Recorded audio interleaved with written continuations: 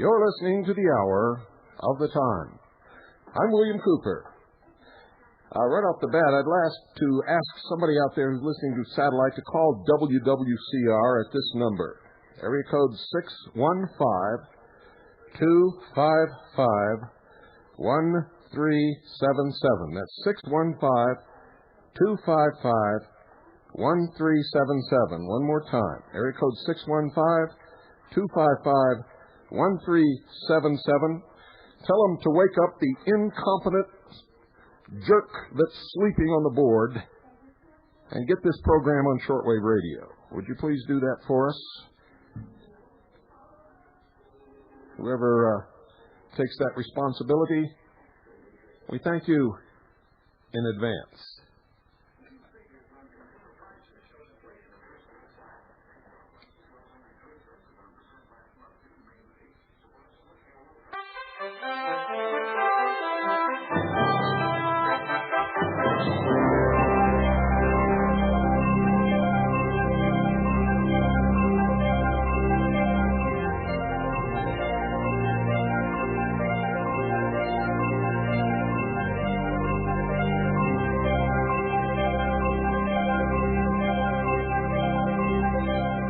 Albany, New York. Today, ladies and gentlemen, a gunman took quite a few students hostage. When he was finally captured, it was discovered that he had been telling the students, the hostages, that he had been the victim of a mind control operation, had been implanted with a microchip, and was being controlled from outside sources. We'll keep you advised on the Hour of the Time. Well, tonight, ladies and gentlemen, we're going to be talking to, well, congratulations, WWCR finally woke up from their nap and did something to get this program on the air. I wonder where they find their night people. Probably down in the ditch somewhere. Really getting tired of this. We pay for this airtime. We're here. We're on satellite. We're doing our job. And down at WWCR, they're down in the basement drinking wine or something. I don't know what the world they're doing. But they're certainly not doing their job. And that's going to stop. One way or the other, it's going to stop. See, I had mercy on them the other night. I did not call management. I thought maybe our subtle hints would have hit the mark. But it looks like it didn't. Looks like we can't be nice. Looks like we're going to have to demand that management take some action in order to get the night shift at WWCR to do their job. It's unfortunate that that's the way we have to do our business. But if that's the way we have to do it, folks, that's exactly the way we will do it. And I know that many of you out there tune into your radio and you're waiting for us to come on the air. And you're hearing USA Radio News in the time that we're paying for. So I think I'll also send a bill to USA Radio News. And I think I'll also refuse to pay WWCR for 2 hours of airtime. And they, in turn, can turn around and take it out of the paycheck of whoever the dummy is that's on the board that's supposed to be working tonight. What a shame. This doesn't happen in Japan. I can guarantee you, folks, this does not happen in Japan. Don't go away. I'll be right back with our special guest. BTP is here tonight. The man who put together, wrote, edited, and published Goodbye April 15th, the book that many of you have been raving about, and a lot of you have never seen. You've heard us discuss it on this broadcast, and you've been procrastinating. Well, after this night and the next 2 nights, I think you'll probably be ordering your copy, too. All of a sudden, in the middle of the night, there's a loud knock on your door. Hey, honey, something's not right. Throw out your arms. Clinton's got law passed through. We're here from the government. We're here to help you. And I'm from the IRS with a power to tax. If you've got a complaint, send us a fax. Get out of this house. Surrender your taxes. Give me your gold. You better obey if you want to go home. That's what you said and do what you're told.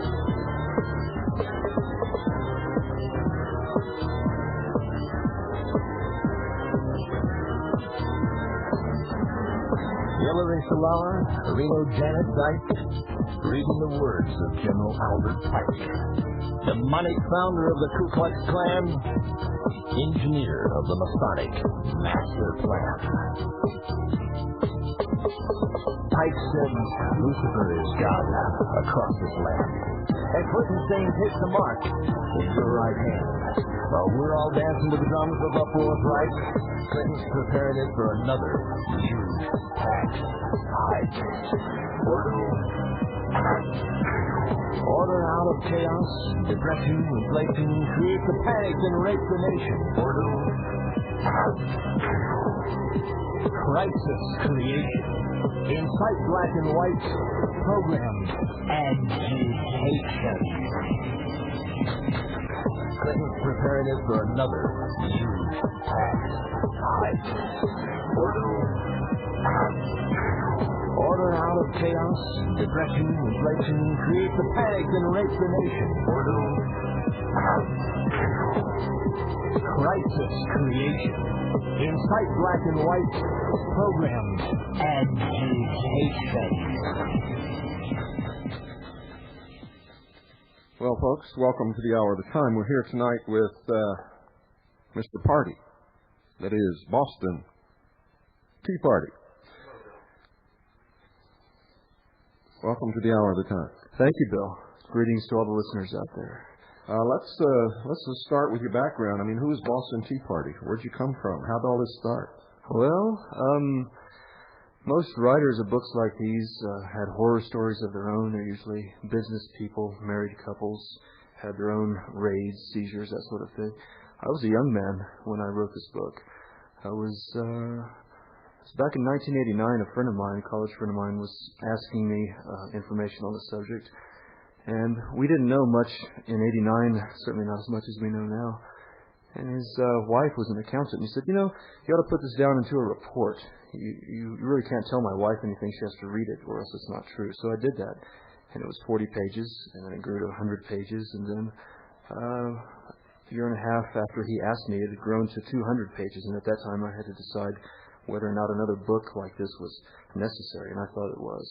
So I prayed about it and talked to my folks about it, and they backed me. Spring of 91, got a new computer system, Windows, all the desktop publishing software I needed, and got to work for a year and a half. The book came out in November 92. But how did you know that anything was wrong? I mean, what got you started on the knowledge that it takes to be able to even know that you can look in and find this information, much less write it in a book? Something must have got you fired up to make you look in the first place. What was that? Yeah, that's true. When I was a young man, I was operating a business that was heavily regulated in its industry. And I was 18 to 20 when I had that business. Got used to regulators coming out of the woodwork, demanding paperwork at any time of the night or day. They could dictate how you ran your business, who you could hire. So I was kind of tweaked in my personality against the government. For the first time, I was pretty naive before that. And then right about that same time, during that mindset, a friend gave me a copy of Irwin Schiff's How Anyone Can Stop Paying Income Tax. That was back in 1981, I think. And those two things put together just changed my outlook on this subject. So the following years, from 81 to 89, whenever I'd run across a book like this, such as Cooley's or Lynn Johnston's or anything by Irwin Schiff or Marvin Larson, I'd pick it up. So I had quite a bit of a library that just kept my interest and my outrage going over those years. And so it started out as just a report that somebody had asked for. What prompted the demand for this report? Were you trying to tell people what you'd learned, and they said, hey, prove it to me or something like that? Yeah, basically, one friend said, hey, write something down for me. Write something down for my wife. And I had been writing quotations and short little essays for my own enjoyment before then, so I was writing-oriented. And the 40-page report grew into 200 pages a year and a half later, and then I decided to get serious. I looked at what was out there, and the books that had good information generally were fairly non-professional, hard to read, and then the books that were easier to read didn't have that much information. So I wanted to come out with a book that had good information, timely, up-to-date facts, conclusions in a professional format. Well, I must say that you certainly accomplished the goal that you set out for yourself, because Goodbye April 15th, along with Vultures and Eagles Clothing, are the two only books that we recommend that people read. And for years, I wouldn't recommend anything to anyone because there were so many ways that people could get caught up in just doing what somebody else said to do without checking it themselves, and the research really wasn't there, and people were getting in trouble. So tell us, what did you find? What was the first thing that you discovered when you began looking in to the reality of the law and the income tax and these regulating agencies? What was the first thing that you found that really opened your eyes and said, "Oh my God, I got to look more at this"? I'd have to say that was finding a copy of Alan Stang's Tax Scam. I don't know if you've heard of that or read of it, but it was based on the 1956 and 57 report by the federal government about the federal government's jurisdiction within the states, problems overlapping jurisdictions between the states and the feds. And before that, the whole untaxed concept was really based on constitutional law, rights, and that had never worked in the courts. But once Tax Scam came out, and the federal government themselves admitted that they did not have legislative jurisdiction within the states, I saw that there was much more to this than everyone had been pretty much harping on for the last 20 years. Constitutional rights mean nothing in federal courts. They haven't for quite a while. Well, that's correct, but that's mainly because and that's a completely different subject, but in a way it's a part of this, but that's because of and we might as well touch on it, it's because of the implementation by executive order of the Emergency Powers Act and the Trading with the Enemies Act, that actually these two acts were created for World War I. Right. And when the government had to declare bankruptcy in the 1930s, they had to be able to control the economy, they thought. I mean, in the way that they had planned to steal America, they had to have extraordinary powers to be able to get away with it. So they implemented these two acts, the Emergency Powers Act and the Trading with the Enemies Act, by executive order, and Roosevelt did that. And since then, the Constitution has actually not been enforced, has it? No, it hasn't. So you took and you began to build on this information, this initial research that you did, and why don't you just tell us what transpired from that point on, what you discovered, what it means. And we've got tonight and two more nights of this, folks, so you're not going to hear it all tonight. And what you're probably going to get out of tonight is a lot of groundwork and basic stuff that Mr. Party will build on tomorrow night and Friday. That's right. Basically, what we've discovered, and I include myself with Mitch Modilewski and other authors. Mitch Modilewski wrote The Federal Zone. What we discovered is that in law, the term United States has up to 3 different meanings. Generally, when it's talked about in the federal codes, it only means the federal government and its territories, the United States being a singular noun, not a collective noun as it used to be referred to. So, well, what's significant about that? Well, you've got to read federal code and regulations with the understanding that it's usually just talking about the federal government, their own turf. Congress basically works for the 50 states some of the time and for Washington, D.C. most of the time. So you've got to understand that distinction. Why that's important is that the Bill of Rights does not apply within federal territory. It never has. The Constitution itself, which created the federal government, spelled out its job description, its limitations of power, said that Congress had exclusive legislative powers in all cases whatsoever within this newly created district. So within the so-called federal zone, Washington, D.C., national parks, national forests, military bases, any of the island protectorates or trusts, such as Puerto Rico or Marianas Islands, inside the federal zone, you're in a different country. You have no more Fourth Amendment right or Fifth Amendment right naturally than you do if you go into Mexico. So we didn't understand that. When the feds would get us to admit that we live in the, quote, United States, we thought we were saying, well, we're Americans, we live in the USA.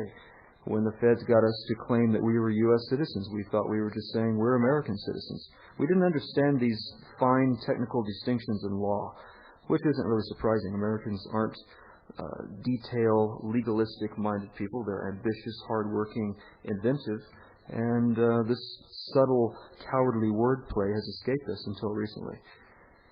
So we've pretty much caught them at their own grand game. Now we're trying to perfect our procedure in extricating ourselves from the tyranny and enslavement that they've tricked us into.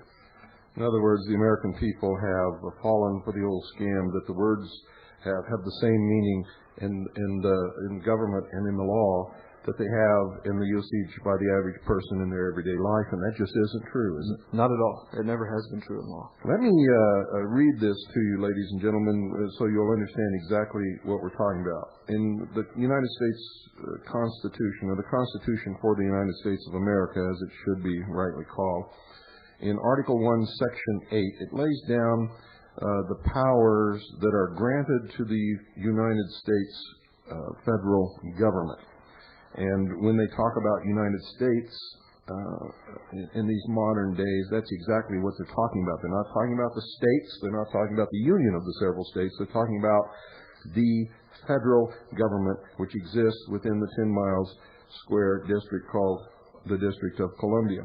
And there's one specific place here that is extremely important. And it says, and I quote, "To exercise exclusive legislation in all cases whatsoever over such district, not exceeding 10 miles square, as may by cession of particular states and the acceptance of Congress become the seat of the government of the United States, and to exercise like authority over all places purchased by the consent of the legislature of the state in which the same shall be, for the erection of forts, magazines, arsenals, dockyards, and other needful buildings," and then it goes on to make all laws, and which shall be necessary and proper for carrying into execution the foregoing powers, and all of the powers vested by this Constitution in the government of the United States, or in any department or office thereof. Basically, what this says is that there's two governments. One is a government for the mutual benefit and protection of the several sovereign states, and the other one is a more or less dictatorial government which only has power over this 10 square miles and any other land that may be ceded and deeded by the states to this federal government, and of course places like Puerto Rico and the United States Virgin Islands and other territories that are held. And specifically, when you're reading in the United States Code, where it says that United States citizens have to do this, or that, what are they talking about? Well, they're talking about Americans who were born in federal territory, or Americans that have moved to federal territory, somehow have claimed U.S. citizenship. And what that means is federal citizenship. versus being a citizen of one of the states. And they have no constitutional protection whatsoever because the Constitution says that Congress shall legislate for them in all cases whatsoever. That's true. They couldn't have a distinct jurisdiction of rights there because let's say when all this started out that within the federal zone, say in 1890, you walked in and they said you have no constitutional rights. People would go, well, wait a minute, this is America. What Congress did was extend to the early Americans at that time full Bill of Rights, which they could do within the federal zone. Gradually over the past 200 and something years, they've been whittling away at that so as not to excite the public, so as not to educate the public that there was ever a different citizenship. So they've done that very gradually. There was a case last year. I was skiing, and I happened to read in the little local newspaper of Jackson, Wyoming, Supreme Court briefs. Case came down. A guy was drunk driving in Yosemite National Park, got pulled over, ticketed. He goes to trial. He didn't get a jury. He just had a court trial. Was found guilty. Subsequently, he sued the federal government for denying him his constitutional right to a jury trial. Sounds reasonable, right? Well, the Supreme Court came back 9-0 unanimous decision, and it said this: you do not have the right to a constitutional jury trial while committing crimes on federal property, territory. And he was in a national park.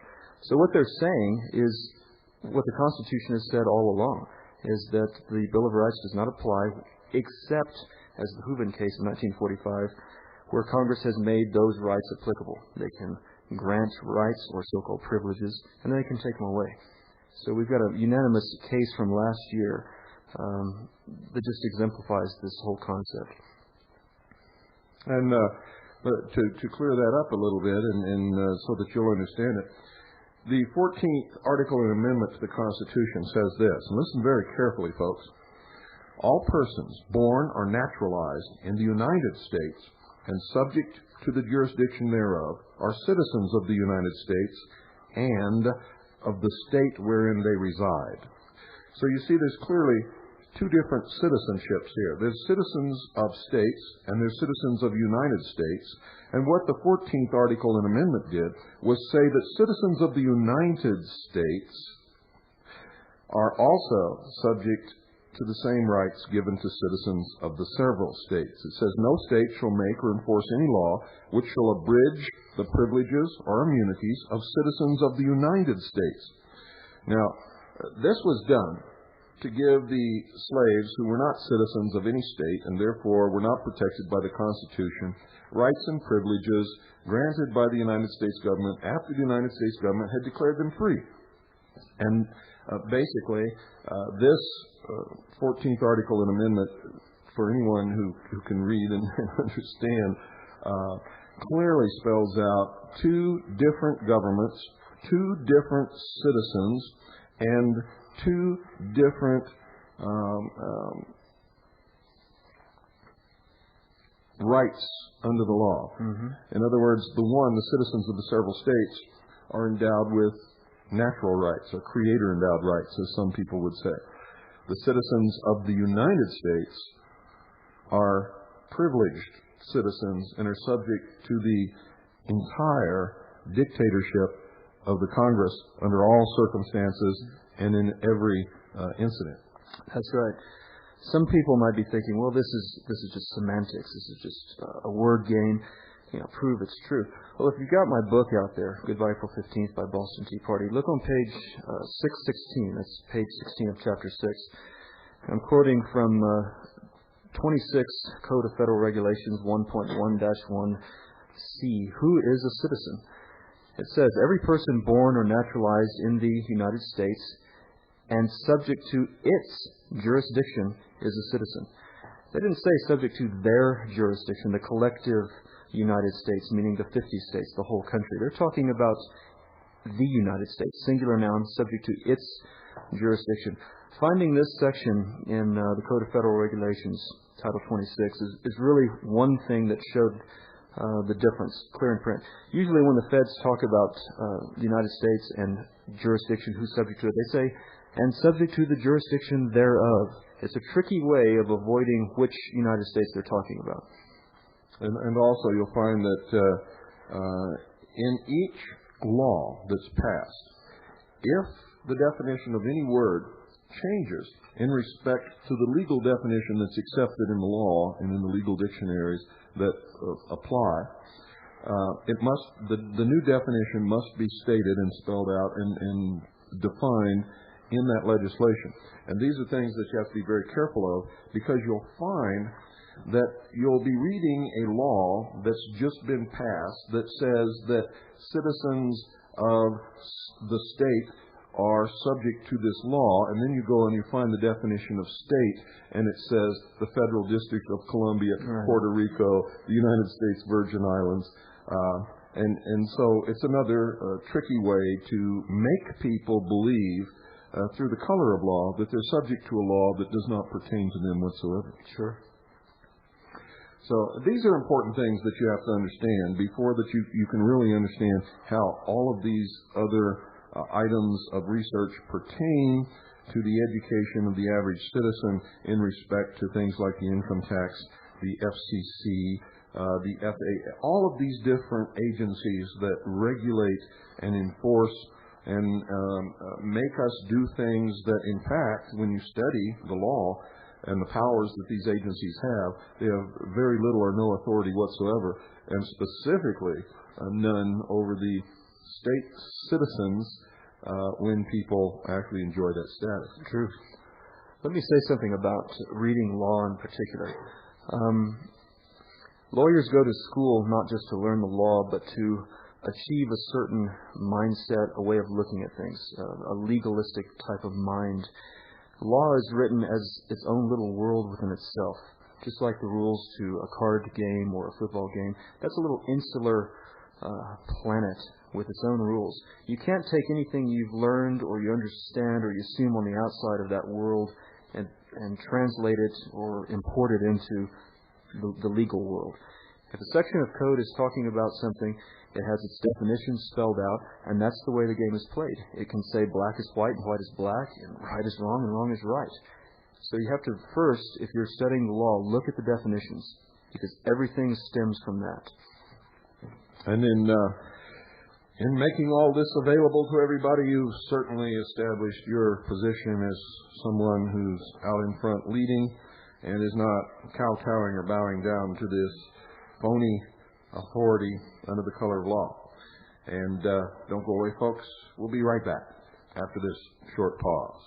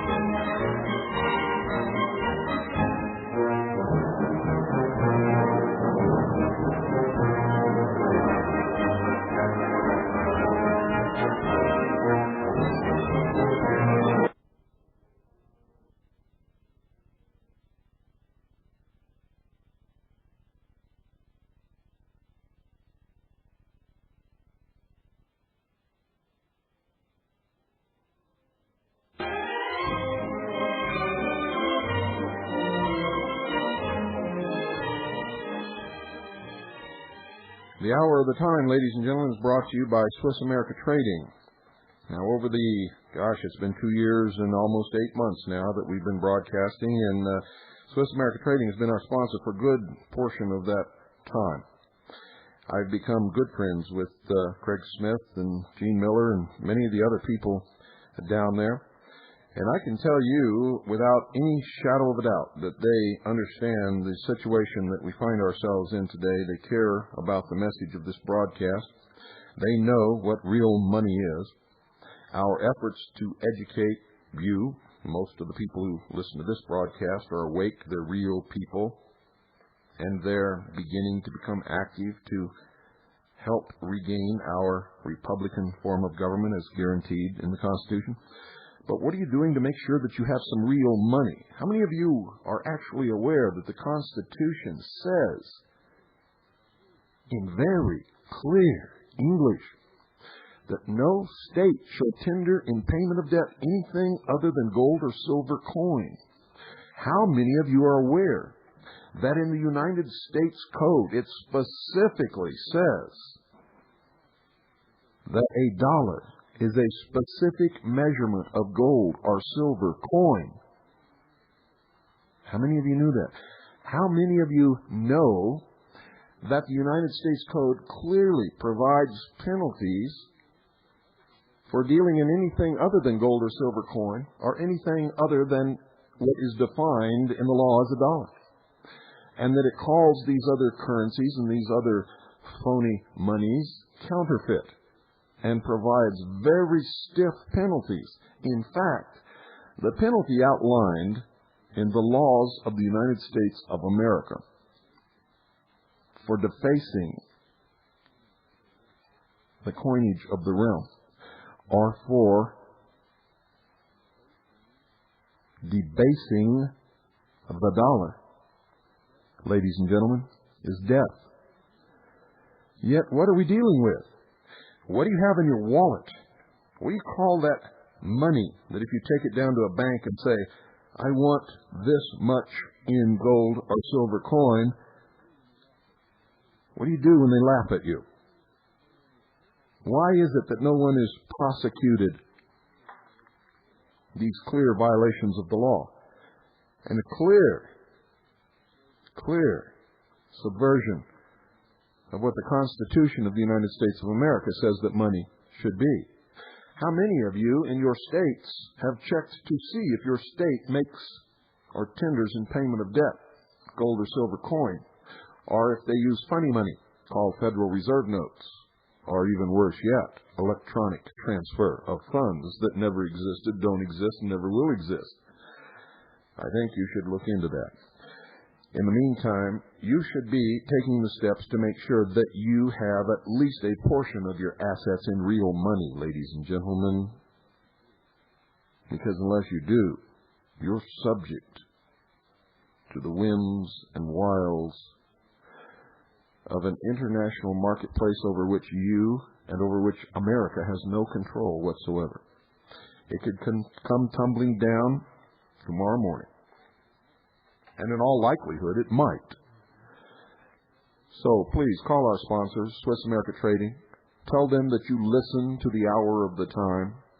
Tell them that William Cooper asked you to call, and ask them how you can put part of your assets into real money and protect yourself against a financial collapse, which I believe with all my heart is just over the horizon. Call 1-800-289-2646, folks, and do it now. 1-800-289-2646. You'll be glad that you did. A great weight will come off your shoulders. You'll be able to look your loved ones in the eye and say, hey, come what may, we're going to be fine. 1-800-289-2646. You have their guarantee. They give you a buyback program. You have my personal guarantee. Do it. 1-800-289-2646, and do it now, folks. You know how you tend to procrastinate, as we all do.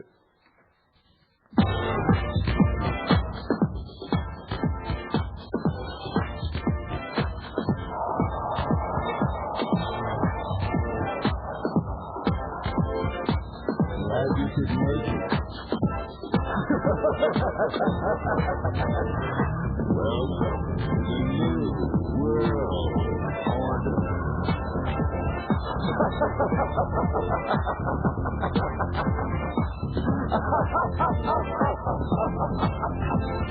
Never in human history has so few taken so much from so many as America's Illuminati and their warlords of Wall Street and Washington. In just 8 years, these banksters and international government gangsters took it from the greatest creditor nation to the largest debtor nation on earth. Our standard of living has dropped like a rock for 4 Oh, yeah, and everybody talks about how wonderful the 80s were and what Ronald Reagan did for this country. Folks, anybody can do that. Gee, if I could go out tomorrow and borrow $2 billion just for my family and just slough the payment of that debt off on my children and grandchildren and their children and grandchildren, yeah, you bet, boy, I tell you, my wife would be telling you just what a good guy I am, too. But you see, it's not true. Somebody has to pay that back. And Ronald Reagan spent more money during his 8 years as president than all the administrations and all the presidents of the United States government in the entire cumulative history of this country. Oh, yeah, everybody had it good. Yeah, the government was spending money all over the place and putting money into circulation like it was going out of style. And yeah, old Rush Limbaugh and all the fools across this country keep saying just what a great guy Ronald Reagan was.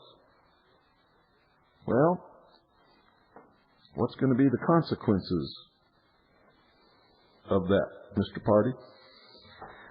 Well, there's a saying as far as debt goes, it's always repaid, if not by the borrower, then by the lender. And what we haven't realized is that we've been the lenders through the monetization of debt, through income taxes, and the federal government and their little drones that have enjoyed all this, they're not going to pay for it, we are. Probably through the debasement of the currency and people flocking to get rid of the old-made dollar. That's right. And isn't it a fact that what people believe they're paying as income tax, that they believe is supporting the government, and the government is using to pay employees and pave roads and all that, isn't it a fact that that just goes to pay the interest on the debt? Oh, yeah. It doesn't even pay all the interest on the debt. And that we're not paying any of the principal, just interest. Isn't that correct? That's correct. And what has been paying for the operation of the government has been tariffs, excise taxes, and import taxes. And with GATT and NAFTA, those are gone now. All right. So what's going to happen to these people sitting out there thinking that 55% of their income going to pay all of these taxes, and not just income tax, but all of the taxes? You're paying at least 55% of your income toward taxes. What's going to happen now? Well, they're going to wake up one way or the other, either through their own education or they'll be educated sort of against their will. And through the color of the law, though, aren't they going to have to raise the income taxes? And they're going to say it's because they have to make up for these tariffs and excises and import taxes that no longer apply because, gee, it's a free trade zone now. Well, that's how the income tax was started. It was the wealthy people that were seen to be getting a free ride because they didn't pay any income tax. The only tax Americans paid before 1913 were on imported goods, basically.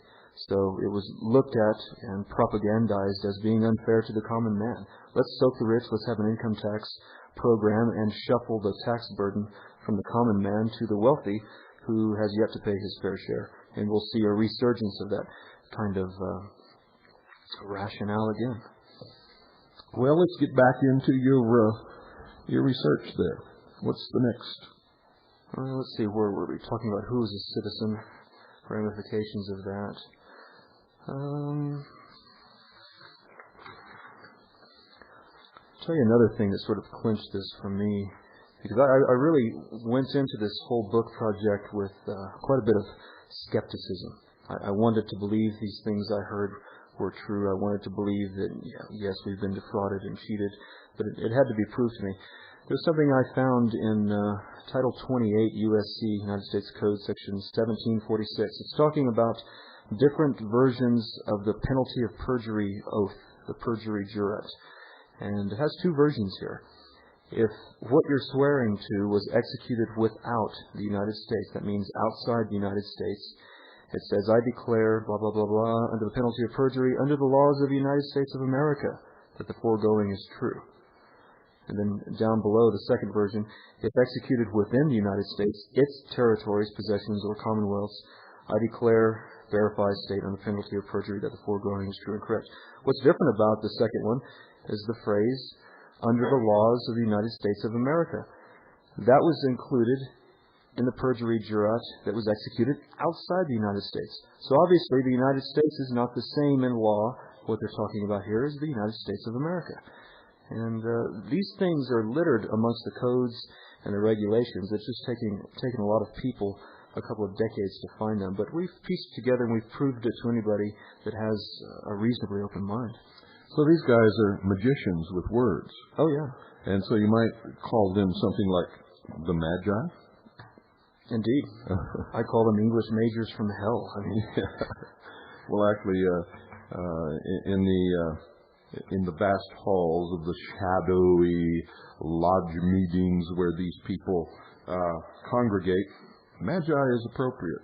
They practice the profession of creating illusions and deceptions, and it works.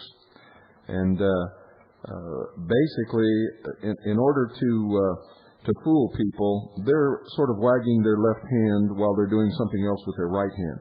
And people have to understand the meaning of these words, how they're being tricked. That's right. They have to wake up to the fact that we've trusted these people for many years and we shouldn't have. Orwell had a great quotation in 1984. He said, "The revolution will be complete when the language is perfect."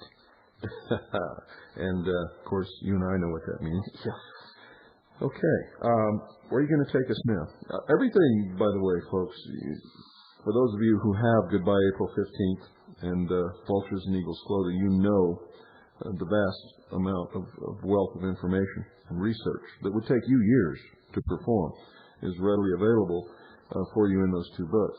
And we'll tell you how you can get a copy of Goodbye April 15th a little later. But in the meantime, take us to the next step. Where are we going now? Okay, since we've covered basically the jurisdiction scam, the citizenship scam, how does this translate to all of us? How does it relate to us? Well, we all work for a living primarily, and we've been tricked that our wages are taxable. Wages are income. The courts have said so. Well, which wages are they talking about? Which income are they talking about? And if you've got the book, I'm in chapter 11 right now, page 2, where the code is talking about what are wages, what is an employer, what is an employee, and wages is remuneration for services performed by an employee. What's an employer? It's the person for whom the individual performs the service. Well, what's an employee? An employee includes an officer, employee, or elected official of the United States. What they're talking about, the word employee in law in the tax code means people that work for the feds, government employees, officers, elected officials of the government. And that's the federal government. That's right. As defined in the Constitution, which exists within this 10-mile square of territory known as Washington, D.C., our property that's been ceded and deeded to that government by the states. Correct. Now, the feds have the right to tax their own employees. That was fought pretty vociferously by the federal judges because there's a clause in the Constitution that says that their compensation cannot be diminished while they're in office. And when the first income tax was enacted in 1862, they fought it. It was Judge Taney who wrote a letter. It wasn't a court decision. It was just basically an opinion of his saying that, hey, check the Constitution out on that. So the feds lost up until 1932 on this issue. It was hammered over and over again that the feds could not tax the federal judges. Their salary was inviolate.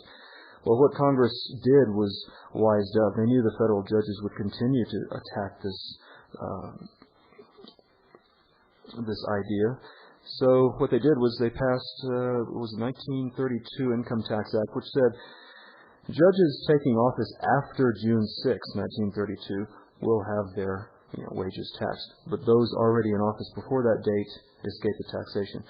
So by accepting a federal judgeship, or as another case, which was before the Supreme Court years later said, if you accepted a promotion within the federal judiciary, went from a higher court, then your wages as a federal judge were taxed. So then they finally got around the last obstacle to taxing federal employees in general in 1932. Then in 1939 they had the Public Salary Wage Tax Act, and we've all been tricked that, hey, I'm an employee, just like I'm a U.S. citizen. We didn't know the difference because we didn't check it out. So the important thing for people to understand is that an employee is someone who works for the federal United States government. That's right. Not somebody that works for mailboxes, etc., or works for Katie's Country Kitchen or something like that. That's absolutely right. And we get tricked into this. We are signing W-4 forms, which is the Employee Withholding Allowance Certificate. Well, that's saying two things. It's saying, number one, I'm an employee, and two, I'm allowing withholding.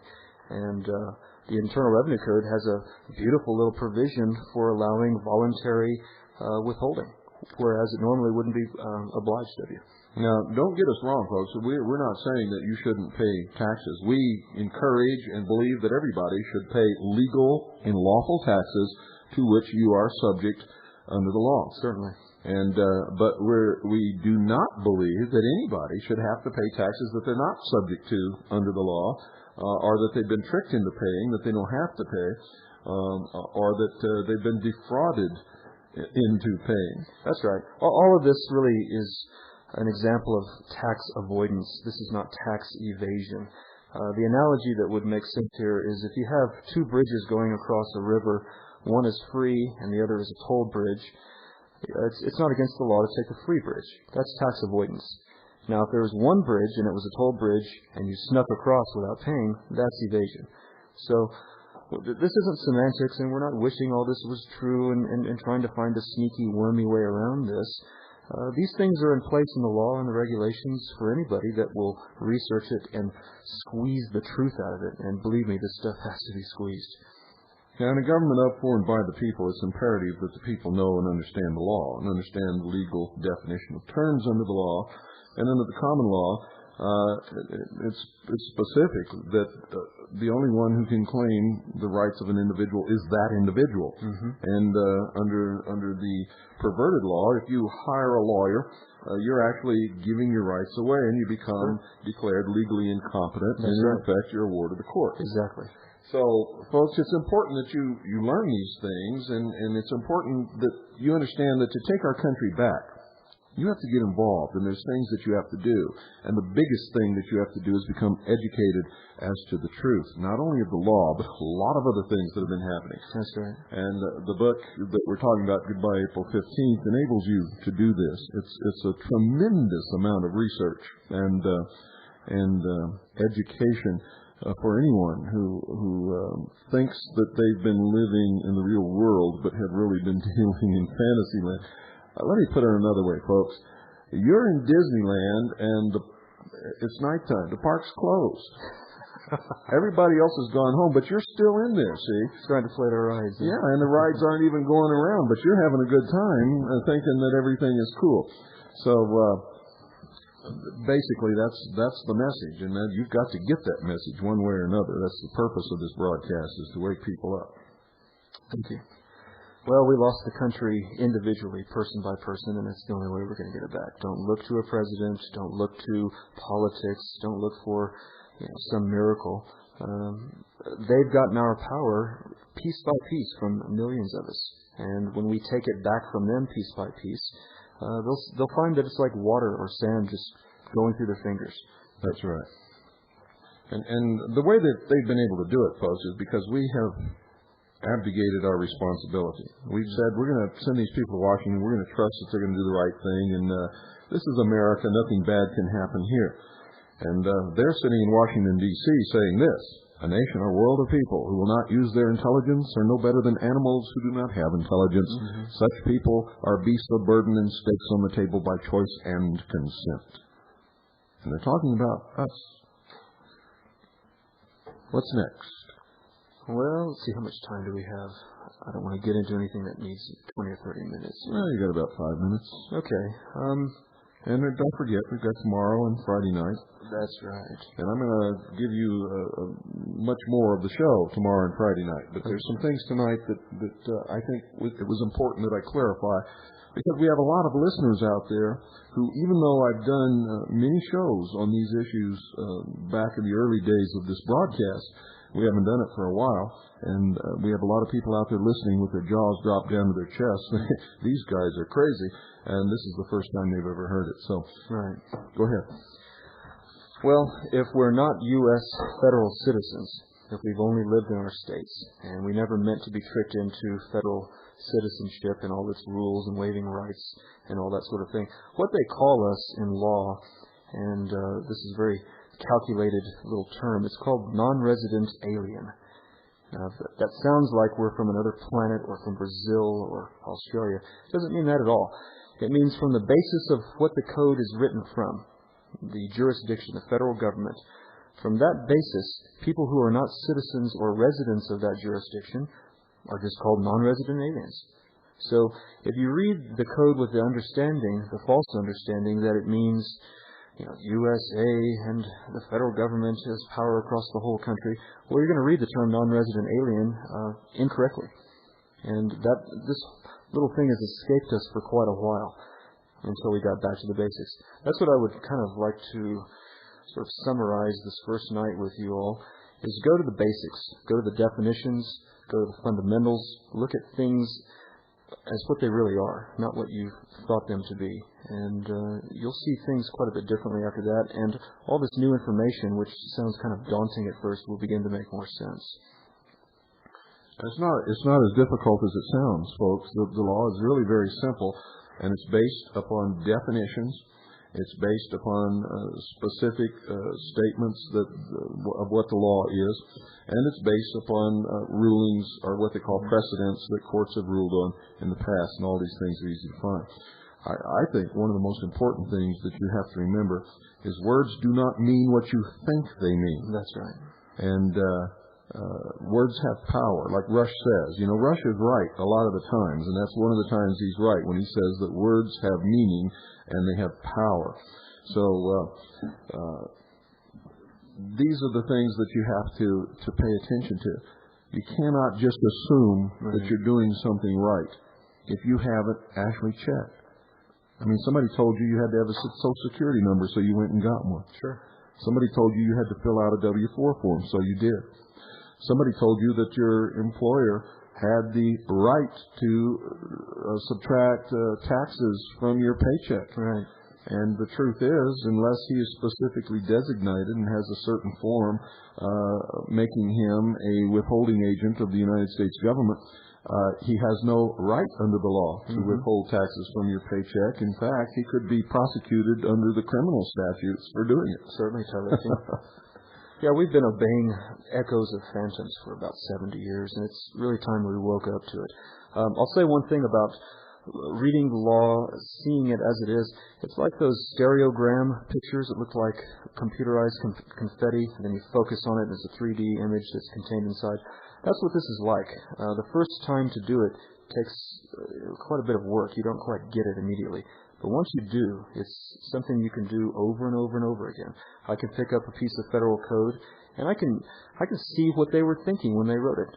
When you know how to read these things, and you've learned how to see it, you've learned how to focus the mental lens of your mind, you can do it over and over again, and it's a lot easier. So take it slow. Take my book slow, or any other information like this at your own pace. And write me if you've got any questions. If something's unclear in the book or you don't understand the concept, let me know, because I want to make it clearer for you and also the readers of the next edition. Well, I want to thank you for being our guest tonight. And, folks, he'll be back with us again tomorrow night, and he's going to be talking much more during the show tomorrow night and Friday night than he was tonight, because we've got over this little basic hurdle here that I had to make sure that you all understood out there. If you'd like to order a copy of Goodbye April 15th, and believe me, it's well worth it. If you don't really understand what we're talking about, if you don't really understand the law, if you have been confused about an awful lot of things in the past concerning the law and the United States government and the state government and your status and their status and how things happen and why a judge might say that the Constitution doesn't apply in his court, you need this book. If you'd like to have it sent, $43 to the Intelligence Service, Post Office Box 1420, Sholo, Arizona 85901. That's $43 to the Intelligence Service, Post Office Box 1420, Show Low, Arizona 85901. Make checks or money orders out to Annie, A-N-N-I-E. Don't put anything else on there. Just Annie, A-N-N-I-E. Good night, folks. Good night. And God bless you all.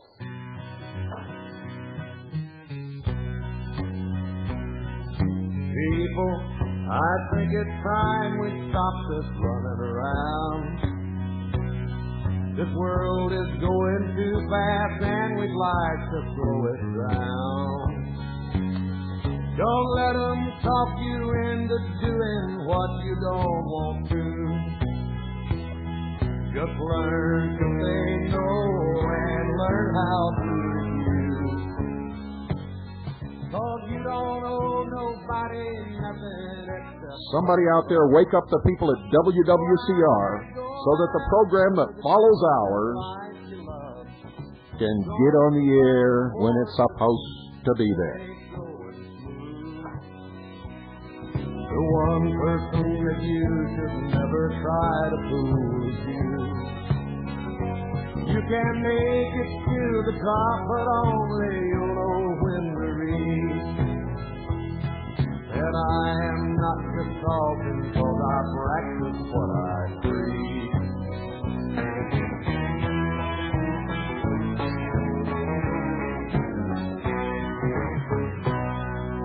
Maybe you don't do all the things you're supposed to.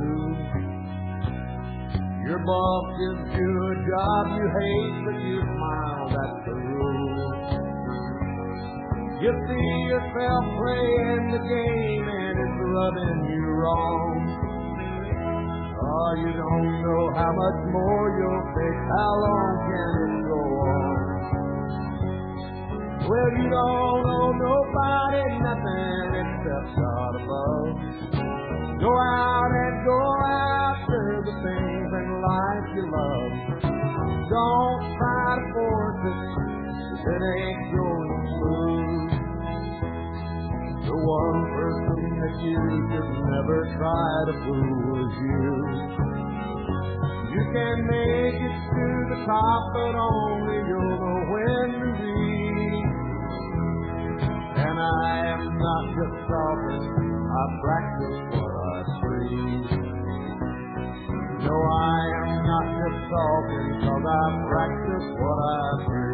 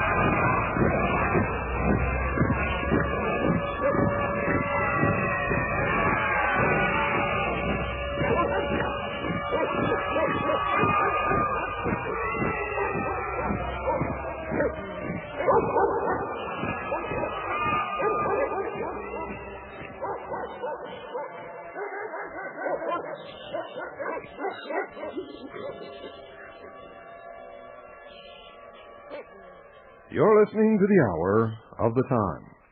I'm William Cooper. Ladies and gentlemen, tonight is the second in our three-part series with our special guest, Mr. Party. Mr. Party of the famous Boston Tea Party. Hello, Bill. The man who put together, wrote, edited, and published Goodbye, April 15th. That's right. Over here giving me all kinds of frantic signals. Was mic on? Little panic. Well, hey, that's good. Maybe we'll have some more of that.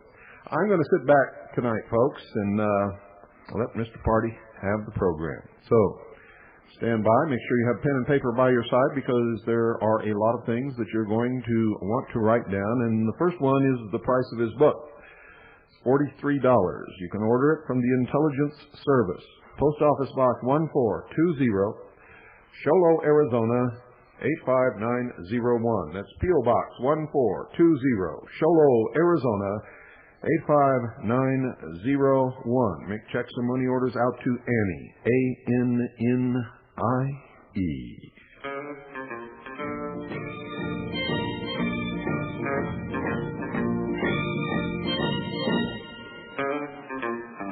We're having a party, dancing to the music played by the DJ on the radio. The Coke are in the icebox, popcorn's on the table. Me and my baby, we're out here on the floor. Oh, Mr. DJ, he's home, got the playing, 'cause I'm having such a good time, dancing with my baby. Everybody's swinging. Thank you, Bill. Last night we covered some of the basics of what's known as untaxation, talking about the federal government, how it masquerades itself behind the term United States, what that term means, wages, employee, things like that. But I want to go back to some more fundamentals about all this. If you've got my book in front of you, Goodbye April 15th by Boston Tea Party, turn to chapter 7, first page of chapter 7, chapter called Your Labor is an Untaxable Right. There's a scripture from Proverbs 27:18. Whoso keepeth the fig tree shall eat the fruit thereof. That's really the only thing we have to remember, the only thing we have to know in our hearts about all this. Is, hey, I work for a living.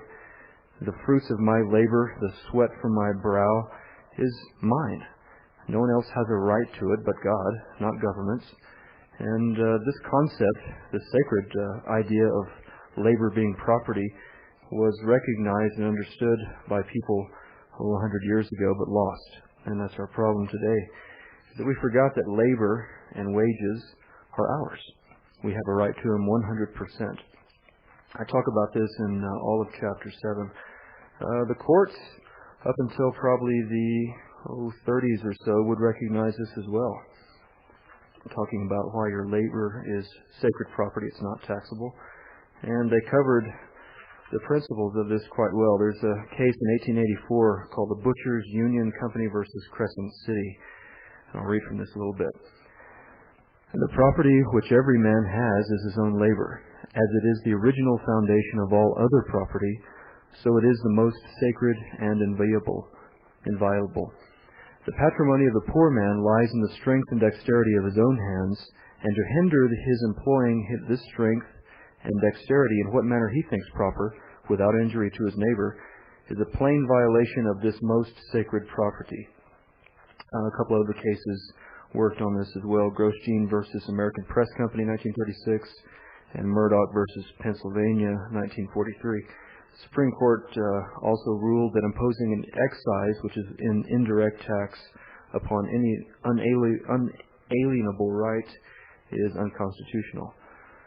So, what we've got the court saying is you've got a right to work and you've got a right to keep the fruits of your labor.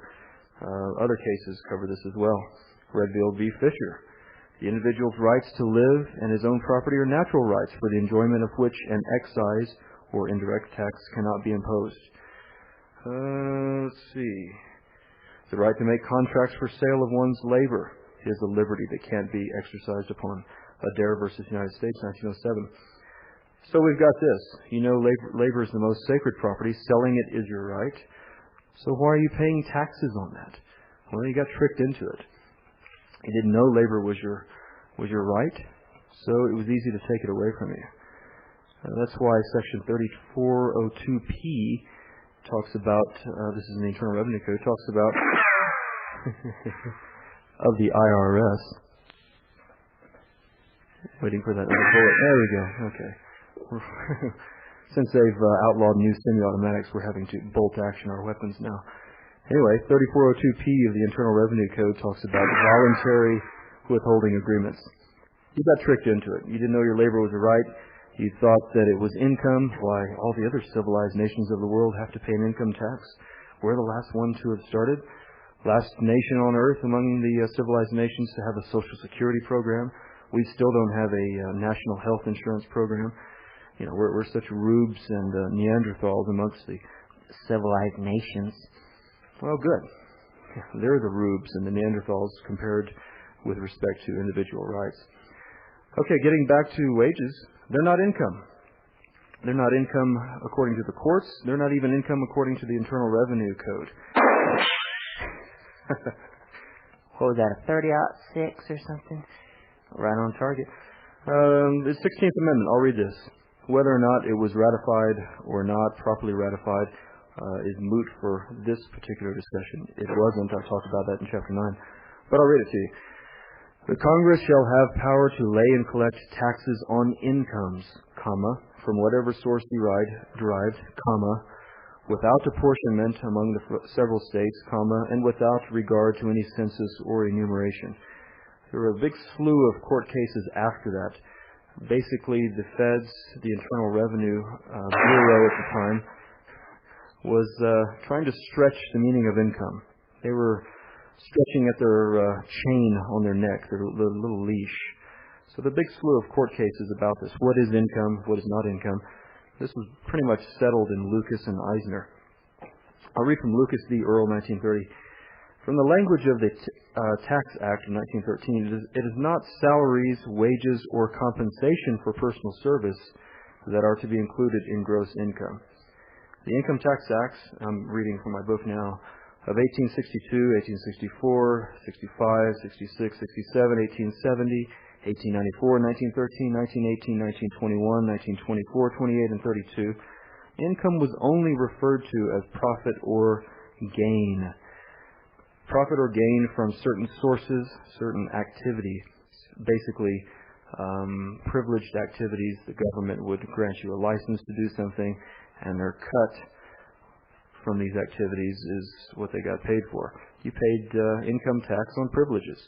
Working for a living, receiving wages for a living, selling your labor is not a privilege. It's a natural right, as we just talked about. So, income is an accounting profit or gain. Why are you paying income taxes on your wages? Because you've gotten tricked into it. So, we've got Lucas v. Earl to talk about this. We've got Edwards v. Keith, Oliver v. Halstead, Laureldale Cemetery Association v. Matthews. A whole bunch of cases which said you've got a right to work. Reasonable compensation for labor or services rendered is not profit. And we kept the feds at bay on this point pretty much until World War I. I'm turning now to Chapter 9, the 16th Amendment. First page of Chapter 9. Back in 1916, 3 years after the income tax was passed, only 1 in 250 Americans paid income tax. That's 0.4%. 23 years later, in 1939, only 1 in 33 Americans, 1 in 33, that's 3%, paid income tax. However, once the war had started, been in effect for us for a year and a half, by 1942, 1 in 5 Americans, 20%, paid income tax. So this was a patriotic victory tax. It was a wartime measure. It was propagandized. Donald Duck had a lot to do with it in the cartoon with Walt Disney, telling people to go down and get the forms and fill it out and pay income tax. And that's when it really started, about 50 years ago. And that had a lot to do with the Public Salary, Wage and Tax Act of 1939. So this fraud, although it started, it has beginnings in 1913, basically got its steam in World War II with the power of the federal government in war, with the patriotic fervor of the people of the time, and has continued unabated since then. talk a little bit more about the 16th Amendment. Turning now to page 914 in the book. If you've ever studied the Internal Revenue Code, thank you, Bill. Quick on the trigger. Page 914, quoting from U.S. v. Ballard, 1976 case, the general term income is not defined in the Internal Revenue Codes. Well, that's no accident. It's never been defined in the Internal Revenue Codes, and it never will be. Because of the 16th Amendment, income has been, since 1913, a constitutional term. The IRS... A little late. The IRS, I like that one, good ricochet. The courts, the bureaucracies, they'd love to expand the meaning of income in law, but they can't. The courts basically set it down in Eisner v. Macomber, 1920. What it said, Eisner, is income is the gain come to fruition from capital, from labor, or from both combined. This is sound doctrine in both law and in economics. It becomes essential to distinguish between what is and what is not income. Congress may not, by any definition it may adopt, conclude the matter, since it cannot by legislation alter the Constitution from which alone it derives its powers to legislate. And within those limitations alone, that power can be lawfully exercised. This amendment, talking about the 16th, shall not be extended by loose construction so as to repeal or modify, except as applied income, those provisions of the Constitution that require an apportionment according to population for direct taxes upon property, real and personal. This limitation still has an appropriate and important function and is not to be overridden by Congress or disregarded by the courts. What it said was these four important things. Income, quote unquote, means profit or gain derived from its taxable source, meaning a U.S. source, a privilege. Second thing it said was Congress cannot change or enlarge that definition. Number 3, Congress cannot loosely construe the 16th Amendment to circumvent the binding apportionment rule required for direct taxes on private property. And 4, the constitutional apportionment rule is still in effect, important, and appropriate. What apportionment was all about, and the only thing the Constitution mentions 3 times is that direct taxes must be apportioned. The only thing the Constitution mentioned twice was that trials of a criminal nature must be heard by a jury. So when you hear something hammered over and over again in the Constitution, they meant it for a reason. Direct taxes, what are those? That means the tax comes directly from you. There's no indirect middleman that you pay the taxes through, and then he pays the taxes to the government. It's called a capitation or head tax. And the Constitution says that if there's a direct tax, it's got to be per person equal. It's got to be apportioned. And a lot of the cases before the 16th Amendment, before 1913, especially the Pollock case of 1895 was talking about the Income Tax Act of 1894, was that direct taxes must be apportioned. And the 16th Amendment came about really to classify the income tax for all time from then on out as an indirect tax, so to avoid this constitutional requirement. It's nothing new that the 16th Amendment gave Congress, gave the government.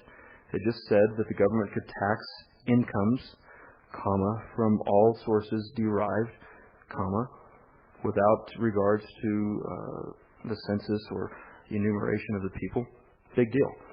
The government could always tax indirectly without regards to the census. So basically the 16th Amendment was kind of a hollow nothing. It said really nothing new. It gave no new powers to government. But it was an amendment. So people thought that it was something new. People thought that it gave the government something different. And it didn't. Never did. The court said so in Eisner. And there was a later case after that. Let's see if I can find it. They really got fed up with it. Yeah, it was, I think it was a concurring opinion by Justice Pitney in Iser. He was so exasperated with the federal government's relentless barrage on the definition of income that he amplified and emphasized to an unheard of degree in Supreme Court cases. The government placed chief emphasis upon the word gain, which was extended to include a variety of meanings, while the significance of the next three words was either overlooked or misconceived. Derived from capital, the gain derived from capital, etc. Here we have the essential matter. Not a gain accruing to capital, not a growth or increment of value in the investment, but a gain, a profit, something of exchangeable value proceeding from the property, severed from the capital, however invested or employed, and coming in, being derived, that is, received or drawn by the recipient, meaning the taxpayer, for his separate use, benefit, and disposal. That is, income derived from the property. Nothing else answers the description. So the justices were really pretty fed up with the feds over the 17 years or so that they had to argue these sort of cases. And that's why you haven't seen a modern ruling on the word income. You haven't seen it, heard of it since 1930, Eisner. 20, excuse me. Because they settled the matter. You know, it's it. That's over. It's any more on this subject is like sawing sawdust. So they've said it. You're expected to know it, but we don't know it. That's why books like mine, other books, have had to come out over the years to re-educate us over something that's been lost 5 decades ago. We're going to take a little break now, and I'll come back and I'll talk to you more about how they suckered in new groups in the income tax scam, and talk a little bit more about why you have no moral obligation to pay, irrespective of all the semantics that we've been discussing in the law. So stick with us. We'll be right back.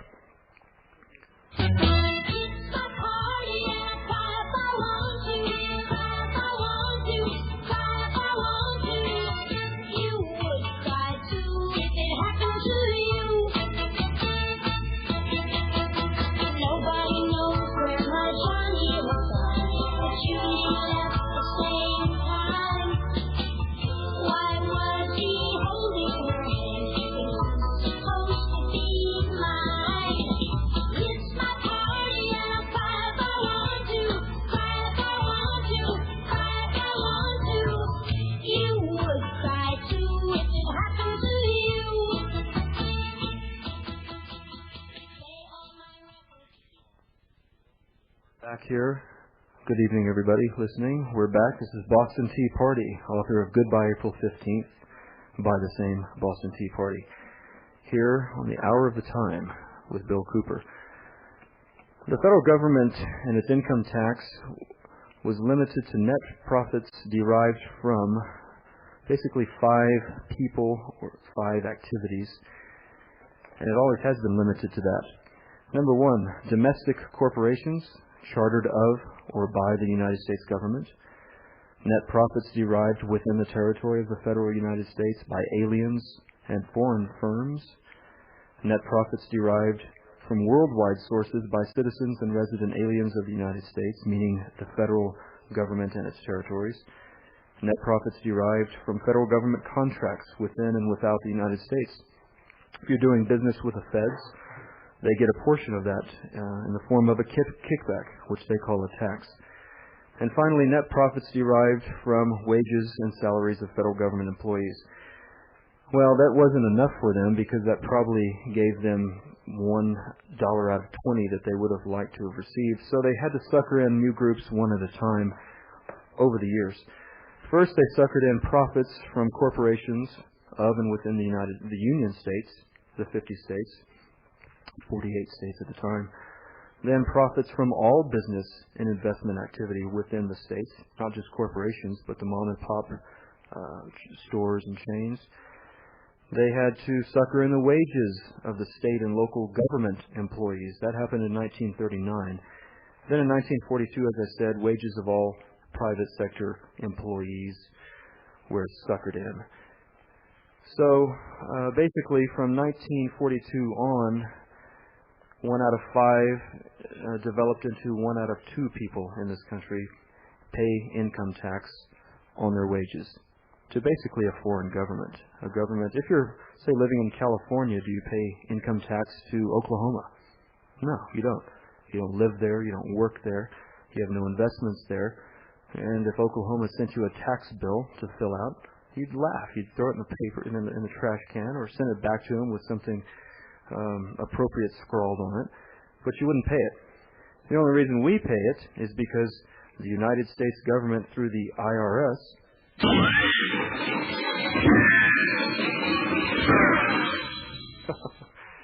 Talk about getting your money's worth. the only reason we pay it is because it has United States on it. And if you have my book, or you listened last night, you'll understand that the United States and its internal revenue is just that. Its internal revenue. Ready? Aim. This is good. Fire! Good. Yeah, I think he's down. The internal revenue is internal revenue to the federal government. Period. It's a little tongue-in-cheek joke for the people that wrote all that, believe me. So, we've got the basics of wages. What are they? What aren't they?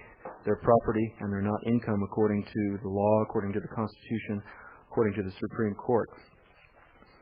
But regardless of all that, let's say you didn't know that. We've got this fair share thing, right? Your fair share of taxes are the price you pay for civilization. Yeah? How many times have you heard that? Raise your hands. Okay. That's not true. It's a myth, especially these days. The taxes the government used to get along with were excise taxes, tariffs, privilege taxes based on government-granted licenses, things like that. Basically, voluntary taxes. We still have a voluntary tax code in this country, but we're having to rediscover it. None of your money these days goes to defense. None of it goes to Congress or the courts. None of it goes to the roads, Social Security. Every penny of personal income tax goes to interest on the debt. And it still is not enough each year to pay for that interest. Government has a problem now. If you've ever been swallowed in the black hole of credit card debt and tried to pay off your MasterCard with your Visa, you'll know what I'm talking about. 82% of what the government borrows each year, this was in 1990, goes to interest on the debt. It's borrowing to pay for past interest. This is a mathematical catch-up game that pretty much has swallowed the country. There's no turning back. The debtors, of course, are us. The creditors is the Federal Reserve, International Monetary Fund, that sort of thing. Very appropriate.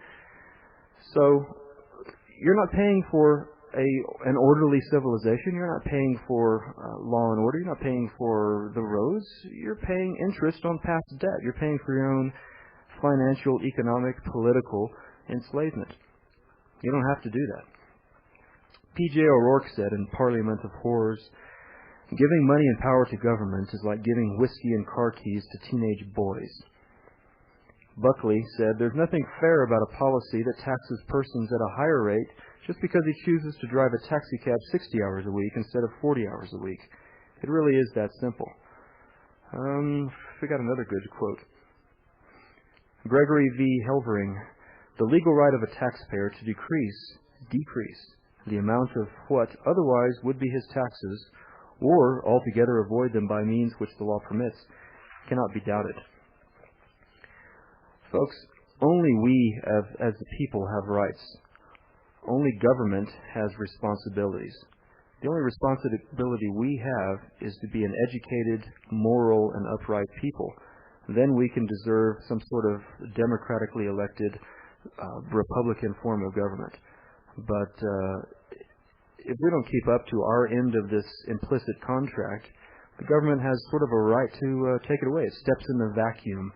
We're going to have government one way or the other, either from without by others or from within through ourselves. Pretty soon I'm going to open up the phone lines to callers. You can ask me anything you'd like to about the subject or the book. and be happy to answer as best as I can. I'll close this up with one last thought. A lot of people think that tax avoiders, tax protesters, so to speak, are sort of cheating out of something. While we're paying all the taxes and you're getting a free ride. You know, you're layabouts. We're having to support you. Well, that's not true. See, the government in law, and the courts have shown this many times, the government has no specific duty to individual citizens. They only have a duty at large to provide the public at large general benefits of national defense, police protection in the local communities, but not to the individuals. It's sort of a lottery thing. You know, you win if you get help from the government, and if you don't, you can't sue them. So that's why the government is voluntarily financed. It's like a charity. If you like what the Red Cross is doing, send them some bucks. If you don't like what they're doing, don't send them bucks. If they help you in a natural disaster and you've sent them money, good. If not, they can't bill you for it. So we need to get beyond this mythology that taxes are the fair share of civilization. You have a fair share to pay. You have a load on your back that you've got to carry like everybody else. No, you don't. We've got a very different style of government. At least it was designed that way. We have the only country that was begun with an avowed moral purpose. And we've got to remember that the government serves us and we don't serve them. And it's the other way around now. We'll open the phone lines just after we get back from something. And stay with us. Talk to you soon.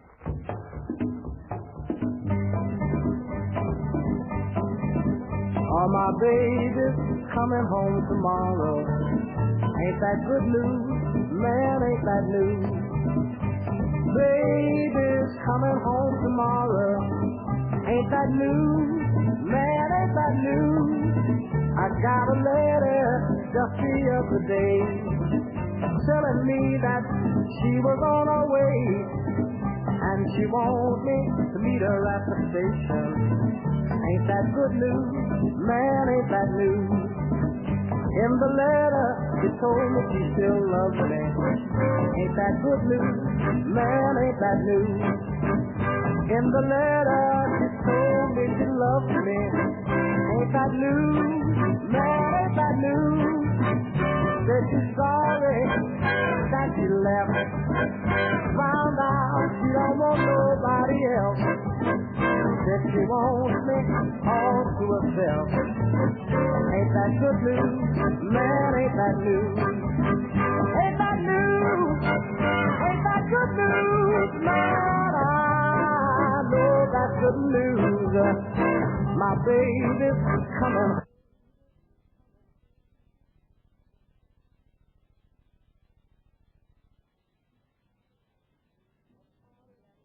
A party at the station. Ain't that good news? Man, ain't that news? Ladies and gentlemen, the Hour of the Time is brought to you by Swiss America Trading, your connection for precious metals in their various forms. The only place that I know of where you can get what you need with very little risk at all, and that is in whom and with whom you're dealing. You see, they record everything so that there's no misunderstanding either on your part or on their part. And if anyone raises a question, just go back and play the recording. And what you said is recorded on there. What they said is recorded on there. They have a buyback policy. They guarantee your satisfaction, and I back up that guarantee with my own personal guarantee that if anything goes wrong whatsoever, I will get with Craig Smith and we'll make sure that it's set right. You don't get that anywhere else. And it's simply because they believe that what they're doing will help you. They believe that in sponsoring this broadcast, it will help you. And I believe that whatever I'm going to do, I have to stand solidly behind it. And if I can't, ladies and gentlemen, you can rest assured, I just flat don't do it. Now, I've talked many, many times about what constitutes real money in the Constitution, in the United States Code, under the law, and I've talked about what constitutes counterfeit money. What is the debasement of the coinage of the realm? And for those of you who've been listening to this broadcast for quite a while, you know what all of this means. For those of you who haven't been, I suggest you call Swiss America Trading and start asking some penetrating questions. And for those of you who understand the monetary system, the economy, what's coming, what's happening, what causes inflation, what causes depression, what causes recession, if there is even such a thing. And you may have some ideas of your own. And if that's the case, call Swiss America Trading. Field your idea to them. See what they have to say about it. If you're adamant, they'll help you bring it to fruition, even though they may disagree. It doesn't matter. They're there to serve you. And they will if you'll give them an opportunity. We also believe in loyalty here. And if you're someone who's benefited from the information that you've heard on the Hour of the Time, I think that you should show your loyalty and do your business with the firm that brings you this broadcast, and that's Swiss America Trading. So call now 1-800-289-2646. That's 1-800-289-2646. Do it now. You'll feel better. You'll be able to look your loved ones in the eye and tell them that they're going to be okay, no matter what happens. 1-800-289-2646. And do it now, folks. We're going to open the phones. The number is 602-337-2524. That's 602-337-2524. Right after this short break.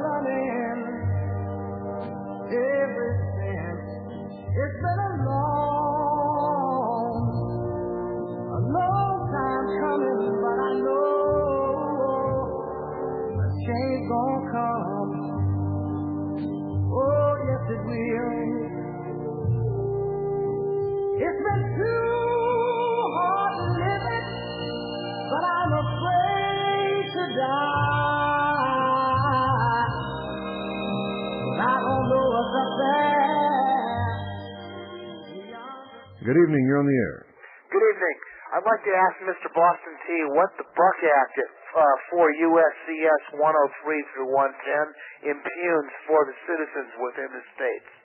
That's a good question. We found out about the Buck Act basically earlier this year in its fullest.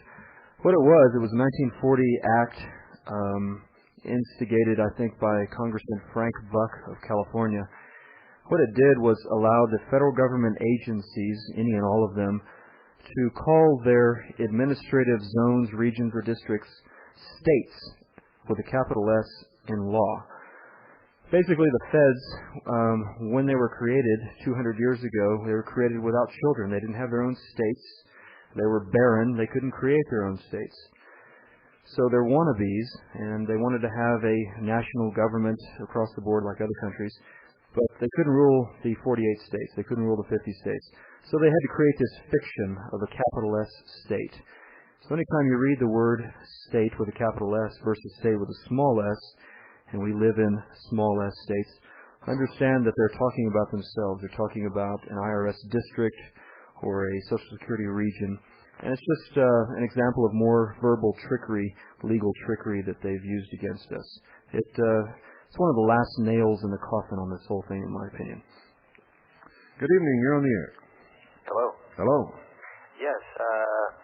About starting all this out, getting yourself out of the system, I was wondering if I'm on the trail right now. Right. And is it true that you need to get your birth certificate from these people in order to remove yourself from the corporation of the United States?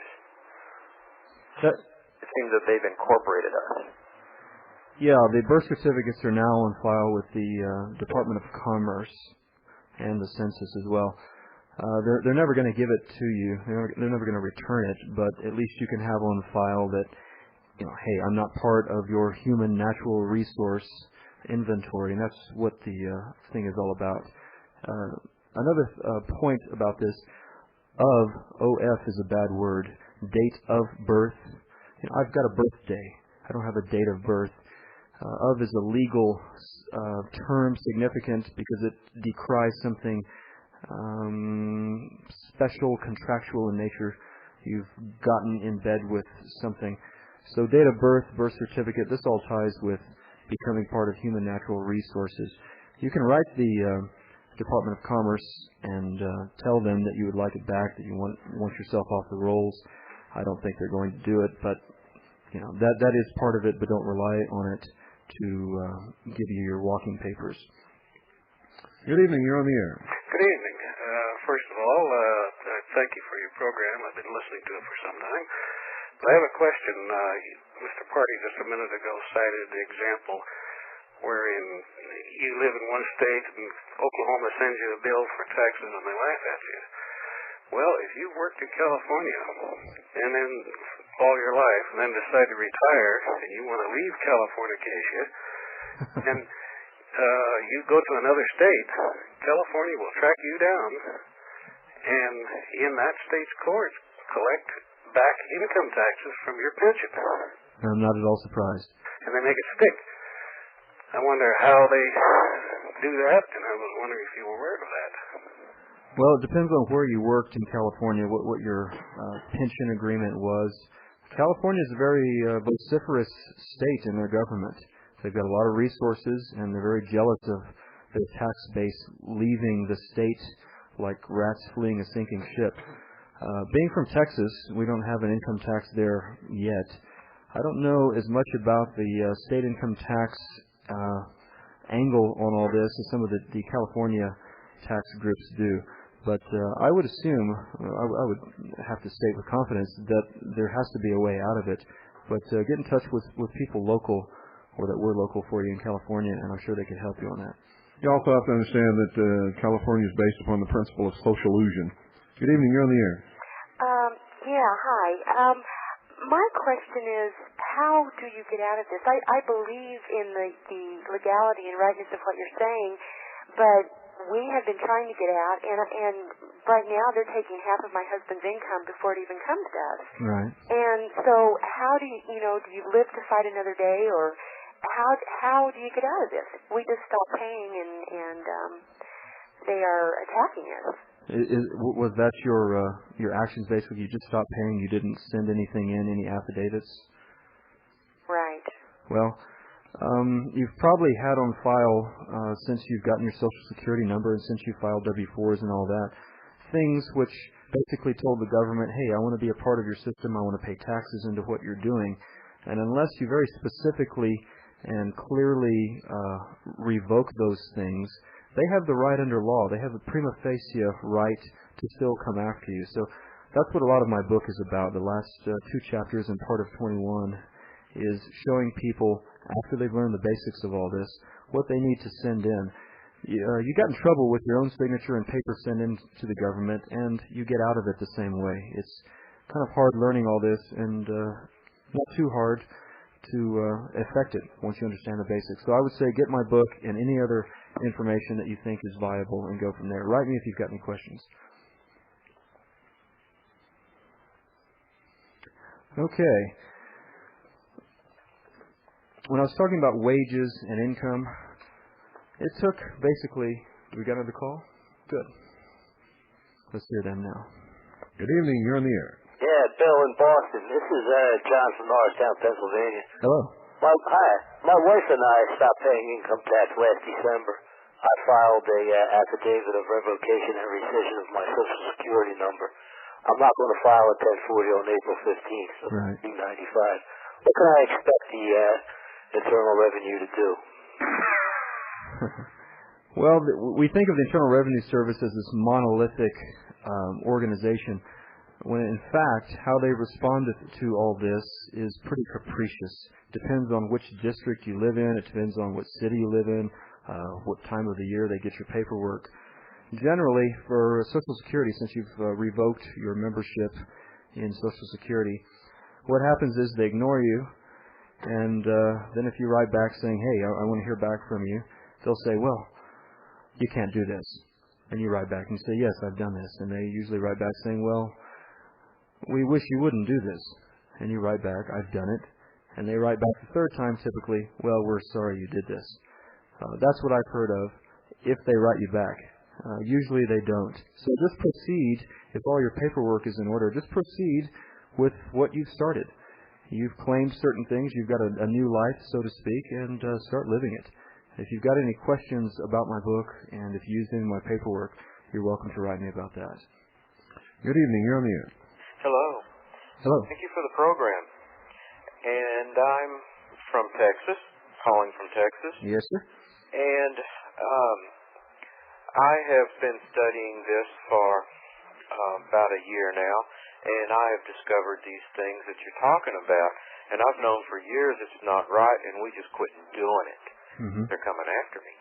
And to buy some time, I didn't know what I was doing, but about 3 years ago, I got an installment agreement with them just to buy me some time. And I'm afraid I can send my affidavits in and all that, and I'm preparing to do that, but they're probably going to try to bind me to that previous contract. Right. Is there a way to get out of that, to revoke or rescind that simply because I just didn't know what I was doing at the time? Right. Do you have anything in your book that deals with things like that? Basically, what you'll have to reply to them is that you didn't know what you were doing. You didn't realize the ramifications of what you were signing.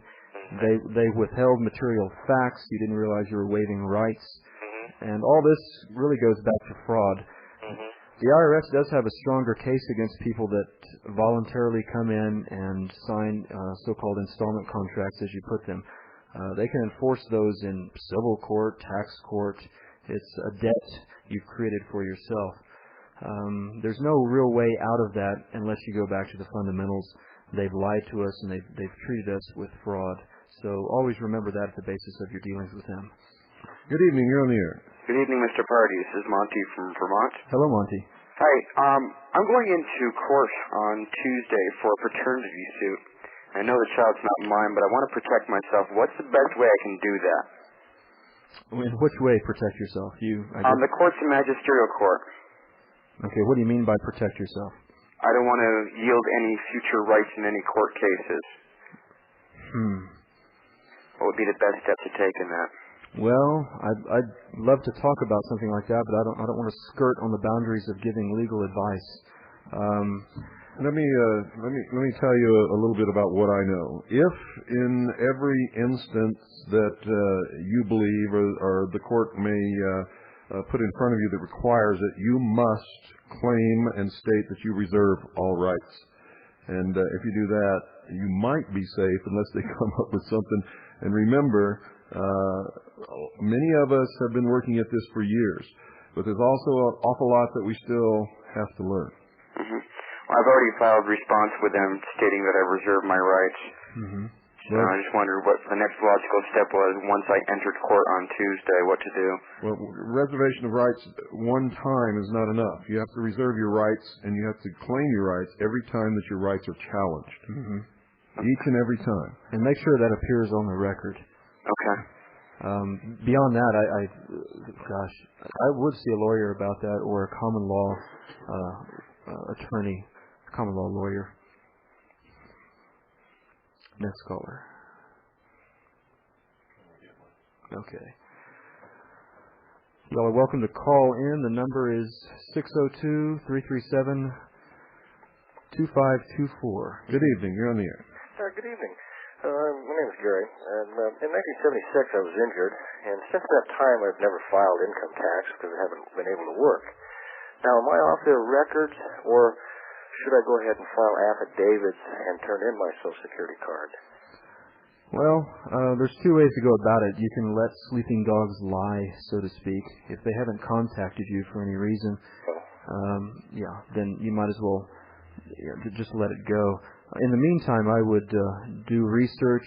I would educate yourself to what all this is about. So when you do hear from them, if you do, it sounds like basically 20 years have gone by, and unless someone's reporting income on you on a 1099 or a W-99, their computer matching system is not going to catch up with you. So I personally would let sleeping dogs lie, yet in the meantime use that valuable time to educate yourself in case they do contact you. The number, for those of you who haven't been listening to us that long, is 602-337-2524. That's 602-337-2524. Don't forget that Boston Tea Party will be here with us also tomorrow night. Good evening. You're on the air. Hi. I have a question. I'm just about to, I'm getting ready to file my affidavits at the county court. Mm-hmm. And my wife and I have outstanding student loans from the government. How would that affect, how would that play into the picture? Well, it does have something to do with it. You've basically gotten a privilege from the government in the form of that loan. So they might have quite a bit of stronger case against you if they can say, look, you've taken from us and now you're trying to bail out of your responsibilities. I personally would try to pay the loans off before you affect any of this paperwork. Yeah, I do intend on paying off the loans, but as far as having any obligations to the government beyond that, is there any? No, once the loan is paid off, you're in and out of that, so it doesn't stick with you the rest of your life just because you got a student loan. But I would pay it off before the affidavits. 602-337-2524 is the number. That's 602-337-2524. Good evening. You're on the air. Hi, I'm calling from Kansas. I haven't heard you address property tax. Could you address that? Well, I didn't talk about it in the book. I discovered pretty late on in the research and writing of the book something called allodial titles. It stems from the Roman term allodium, when someone was granted by the state land free and clear, not beholden to anyone. And we had at one time in this country a system of allodial titleship, but it's been lost. That's what the Homestead Acts of the 1800s were all about. You basically got 160 acres. You couldn't borrow money against it. That kept the bankers out of your life. You couldn't speculate on your own land. In my next edition of the book, I will have something about allodial titles, but the word is spelled A-L-L-O-D-I-A-L. Get any information you can about that. There's a book called I Wants to Own My Land by Bob Kelly at the Americans Bulletin up in Oregon. I think Medford or Ashland. Basically, what it boils down to is nobody owns what they think they own. If you look at the title to your car, you'll find out that it's a certificate of title and not the actual title or the ownership papers. Also, if you look at the deed to your house, if you paid it off, what you have is a warrant deed and not an allodial patent deed, which is required to own the house. And what it basically means is you don't really own it. Somebody else owns it, and they're holding the deed or the certificate of title, or the title, and you're paying what amounts to a rental payment in your property tax. Right. Good evening. You're on the air. Yes, I had a question about being in federal bankruptcy. Should I wait to get out of it before I think about, filing my affidavit? That probably wouldn't be a bad idea. I don't know what the terms of your bankruptcy were. I don't know which chapter, if it's chapter 7 or 11. But it's probably not a bad idea because you've agreed in federal bankruptcy court to certain terms of this disposition. And it might be good just to go through that if you can, unless you can claim fraud on the part of the federal government in their actions. Good evening. You're on the air. Hello. Hello. I have a question. The only ties I have with the federal government have had was I paid voluntary income tax to Social Security. I've never had a bank account. I've never had any contracts with the government that I know of. Right. And I filed for Social Security 3 times and was denied, and with no reason. I mean, they didn't give me an answer. They said, we just, excuse me. they just said that we can't grant you your claim at this time. And I was wondering if that's the reason why, because they have no real ties to me. No, if you've paid into Social Security on your numbered account, which you have, right? Yes. Well, that's some sort of fluke, some sort of problem with SSA themselves. According to their own rules and regulations, you should be entitled to whatever comes to you on the scale at this time. So, no, if you paid into it, they've got to send it back to you. Not as much as you paid in, of course, but something. And you're also entitled to know why. If you go down there and just basically ask them why, that you want to know exactly under what law or regulation or stipulation that they're denying your benefits, then they'll tell you. Remember, the people who work in Social Security aren't the ones who do all the planning and everything. They're just people like you. And they'll understand your plight and will usually be willing to help you out. Good evening. You're on the air. Good evening, gentlemen. Good evening. I've been doing some research on this on my own, and of course, hearing about your book, I'll be interested in purchasing a copy. Thank you. Let me ask you a question. For example, I just have the, I guess it'd be the head page of the titles of the United States Code, and 26 is for the Internal Revenue Code. There are a bunch of others, and there's a distinction made between some titles are what they call enacted as positive law. That's right. And some, in some of them that you would think would, like, for example, banks and banking. That's not positive law. Right. What I haven't been able to find out is what makes something positive law versus something that isn't positive law. Well, positive law titles must say so. Basically, positive law means that it's prima facie evidence that the title that is positive law is the law of the land across the United States and the states. And if it is not positive law, it's not prima facie evidence of being universal law across the USA. So in the case of, obviously, Internal Revenue Code is not positive law, therefore it is not, on its surface, law throughout the land. Right. You're only tangentially connected with it through your actions, through things you file. It's not the Internal Revenue Code. And Bill has his hands on the buttons, otherwise he'd be doing the firing sound right now. The Internal Revenue Code is not a USA income tax code. It's a code that you get tricked into. It's a code that they fool you into making it touch you, basically. So read it with that in mind, and my book fully explains what all that's about. Well, that's about all the time we have, folks. If you'd like to order Goodbye April 15th, send $43. Make checks or money orders out to Annie, A-N-N-I-E. Don't put anything else on there, just Annie, A-N-N-I-E. Send it to the Intelligence Service, Post Office Box 1420, Sholo, Arizona, 85901. That's $43. Make checks or money orders out to Annie. Send them to the Intelligence Service, Post Office Box 1420, Sholo, Arizona, 85901. Good night, everybody. Good night, y'all. And God bless you all. I want everybody to get up out of your seat.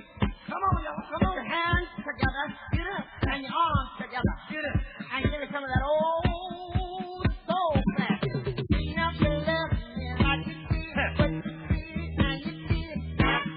I'll thank you. And that you just feel like you did what you feel and you did. I'll thank you. You should love. So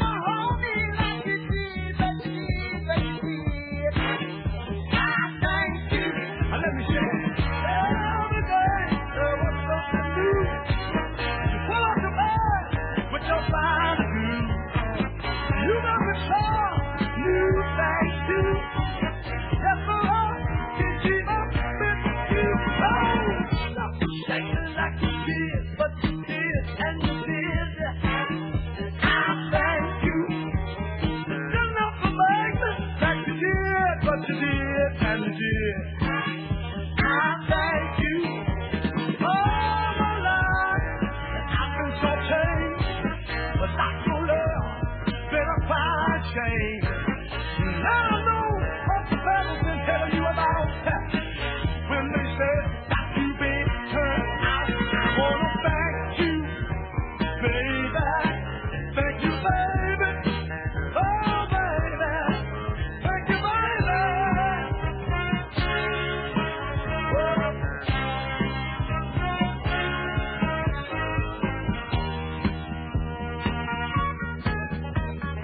You're not the love that you did, but you did and you did. I thank you. You're not the love that you did, but you did and you did.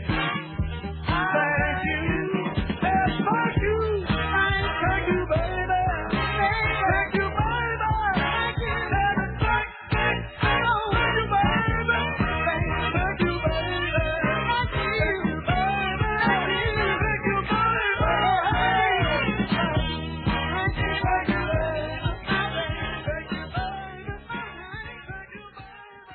Nowhere in the media can you hear what you hear right here on the Hour of the Time. We're broadcast on Galaxy 3, transponder 17, 5.80 wideband audio, and WWCR, Worldwide Christian Radio, 5.065 megahertz on your dial.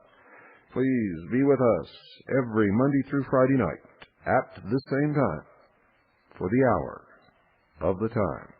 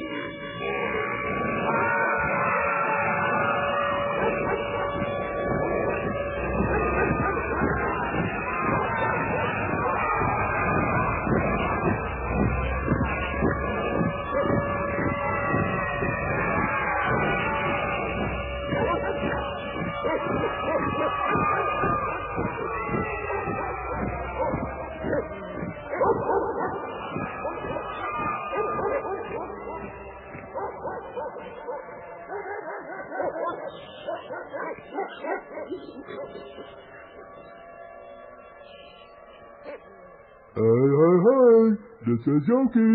If you guys see Boo Boo, tell him Mr. Ranger's wearing a gun. You're listening to the Hour of the Time. I'm William Cooper, and tonight is the third night in our series with a man who assembled the information, wrote, edited, and published Goodbye, April 15th. Welcome once again, Boston Tea Party. Thank you, Bill. And don't go away, folks. We're going to be right back one more night in your continuing education.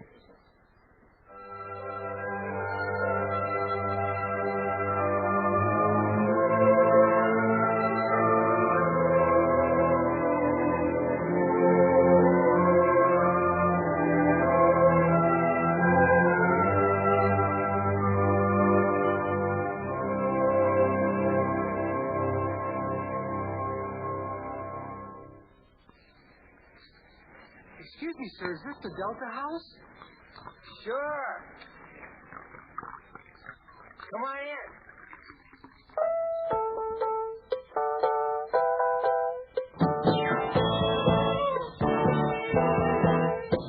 Hello, Lord.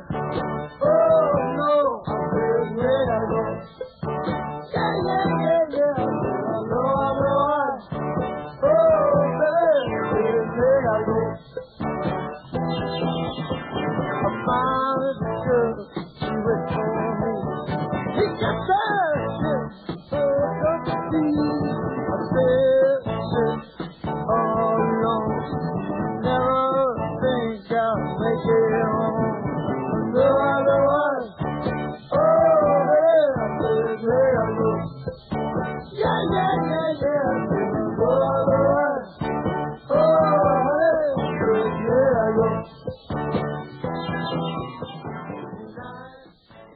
Good evening, everyone. This is Boston Tea Party, author of Goodbye April 15th. First night I talked about terms in the Internal Revenue Code, U.S. citizen, income, wages, things of this sort. Last night I talked about how wages were not taxable in principle. They're your right to keep. You earn them by the sweat of your brow. Tonight I'm going to talk about the purpose of the income tax. I mentioned, I think the first night, that the income tax doesn't go, not a penny of it goes to the roads, not a penny goes to defense and that sort of thing. But don't take my word for it. You can take someone's word for it, a guy named Beardsley Rummel. And whenever I read that guy's name, it just makes me smile inside. He was one of Rockefeller's main boys. From 1937 to 1946, Beardsley Rummel was chairman of the New York Federal Reserve Bank, which is obviously the most powerful of the system's banks. Since the government could rely on the Federal Reserve and its irredeemable FRNs, or ferns, for revenue, Rummel said that the federal income tax should instead be used to achieve certain, quote, social and economic consequences. Well, gee, what could these be? Well, I'll let Rummel himself explain. 4 things he said they should be used for. Number 1, as an instrument of fiscal policy to help stabilize the purchasing power of the dollar. What that means is to conceal inflation. Basically, the Federal Reserve pumps in massive amounts of new ferns every year, and if they allowed us to keep those ferns, we'd spend them, of course, which would drive up prices, people competing on the market with more ferns in their pocket. Just in case there's some listeners out there who don't know what ferns are, could you explain that? Federal Reserve notes. The New York banks call them FRAUDS, Federal Reserve Accounting Unit Devices, or frauds, which is a pretty good term in itself. So the first reason for the income tax to achieve social and economic consequences is to conceal inflation. The Federal Reserve pumps in Federal Reserve notes, and the income tax takes them right out of your pocket before you can spend them. They do that through their withholding scam at your job site. Second reason, to express public policy in the distribution of wealth and of income, as in the case of the progressive income and estate taxes. What that means is replace the middle class with a welfare class. A middle class has always been the backbone of any country. When you have a thin or impoverished middle class, you have an impoverished nation. Mexico, to the south of us, their middle class is getting stronger, therefore the country is. Our middle class is decreasing. Everybody knows it. Our standard of living has peaked in 1973 and declined ever since then. That's why young families can't afford new homes. They're living in trailers. They're staying with their parents. We all know these symptoms. Number 3, to express public policy in subsidizing or in penalizing various industries and economic groups. Well, what that is, obviously, is political favoritism and oppression. The income tax is used for that. Number 4, to isolate and assess directly the costs of certain national benefits, such as highways and Social Security. Well, that's a pretty thin number 4, but they throw it in there to make it look good. Highways and Social Security, many free market economists argue that these things could be privately provided for by the free enterprise system. Quoting Beardsley Rummel in his final little synopsis, by all odds, the most important single purpose to be served by the imposition of federal taxes, meaning income taxes, is the maintenance of a dollar which has stable purchasing power over the years. Sometimes this purpose is stated as, quote, the avoidance of inflation.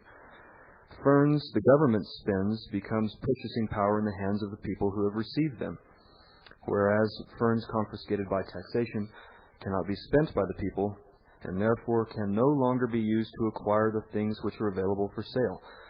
Without the use of federal income taxation, all other means of dollar stabilization, such as monetary policy and price controls and subsidies, are unavailing.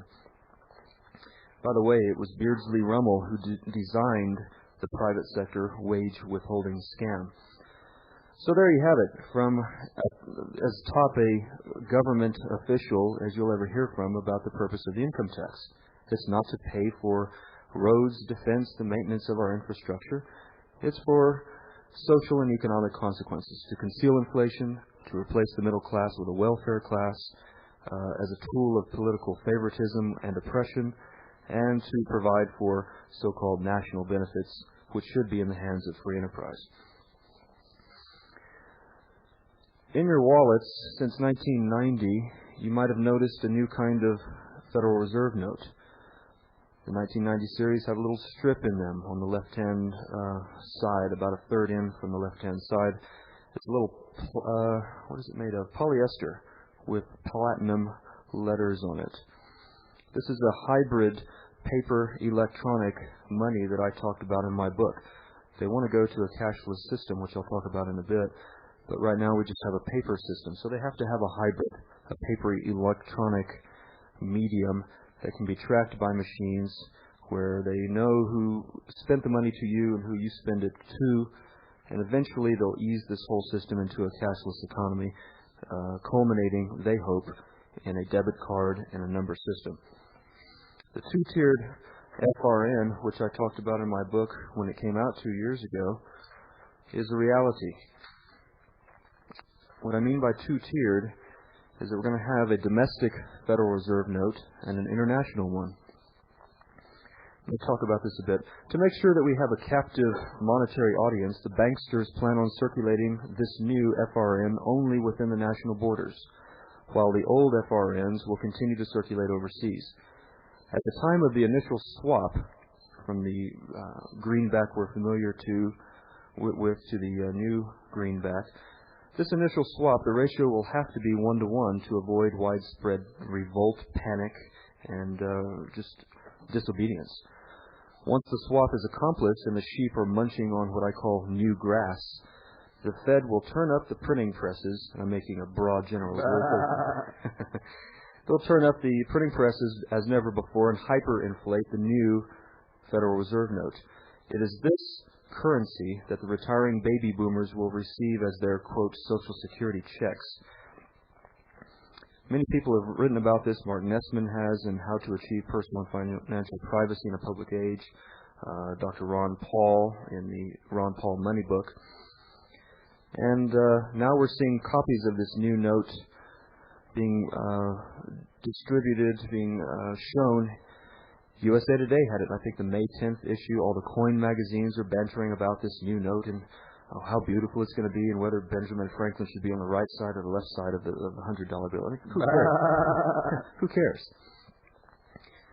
It's to create a new monopoly money, a money we can only spend domestically within the borders. When you want to fly overseas and take some cash with you at the airport, there'll be exchange counters there, and you'll exchange your domestic fraud for an international fraud. So, trying to get your liquid assets out of the country once this two-tiered currency is in effect will be much more difficult. Well, some of you are probably thinking, can all this really happen? Well, you bet it can. In fact, something very similar occurred here just 50 years ago. After the 1941 bombing of Pearl Harbor, Hawaiians frantically withdrew their savings from banks in fear of the anticipated Japanese invasion. Although that invasion never came, the Hawaiian banks nearly collapsed from the run. Accordingly, 1 month later, the U.S. military police outlawed the holding of more than $200 in cash, and violators were subject to fines and imprisonment.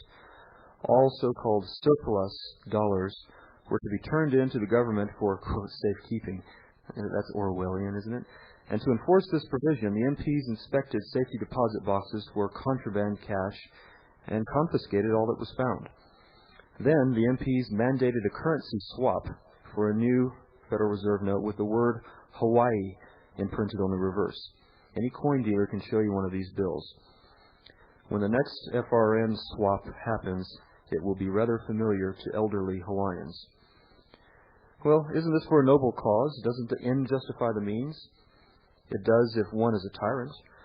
Listen to Don Regan speaking in USA Today about this war on drugs and what we have to do in the monetary scheme.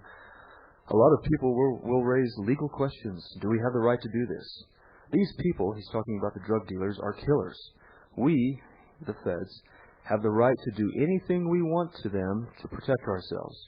And don't tell me our founding fathers would have never approved or that it's unconstitutional to go after them. It is not. I'm sure that Thomas Jefferson or James Madison or George Washington had they known of a drug problem, would have gone after them. Bah. Folks, as a friend of mine said, Thomas Jefferson has now been clocked at 3,700 RPM. Thomas Jefferson and Madison and Washington are spinning in their graves over all this. Whenever poverty, crime, or recessions are needed to sell some new tyranny, the feds are perfectly capable of creating poverty, crime, or recessions as a means to their end, and the public buys it. So, when you see these new bills come out, and when they say it's to flush out the cash empires of the drug lords, it's a new counterfeiting measure, you'll know it's not true. It's to keep you a domestic, captive, monetary audience, and they can pay their debts off with hyperinflated new domestic dollars. And unless you've converted your assets to gold, unless you've sent them overseas, unless you've converted your assets to commodities, something useful, something real, something not capricious, then you're going to be caught with the old maid. And the government will have quite a bit more leverage over you. So don't let that happen. My book talks about the history of all this, how it dovetails with the income tax, things that are going to happen in the future. So it's very important that you get the book and learn about this because we don't have much time yet. I expect that the new dollar Federal Reserve note will be out by 95 or 96. It's already been printed up at the Bureau of Engraving and Printing, the Mint in Fort Worth. It's a new facility. They can make their own ink. They do all the printing. It's high security, and it's devoted just to this new Federal Reserve note, the domestic one. So learn about it ahead of time and catch on to it before it catches you. Well, we've heard a lot of talk about conspiracies and the money thing and taxes, and it sounds like it's a big grand plan. Well, it is. A guy named Dr. Carroll Quigley, who wrote Tragedy and Hope, was one of the big insiders. He had access to all their papers. He knew most of the figures that were planning and instituting this. And he agreed with what they were doing, but he only disagreed in the fact they were trying to keep it all private, trying to keep it secret. So he wrote an 1,100-page book explaining what their aim was.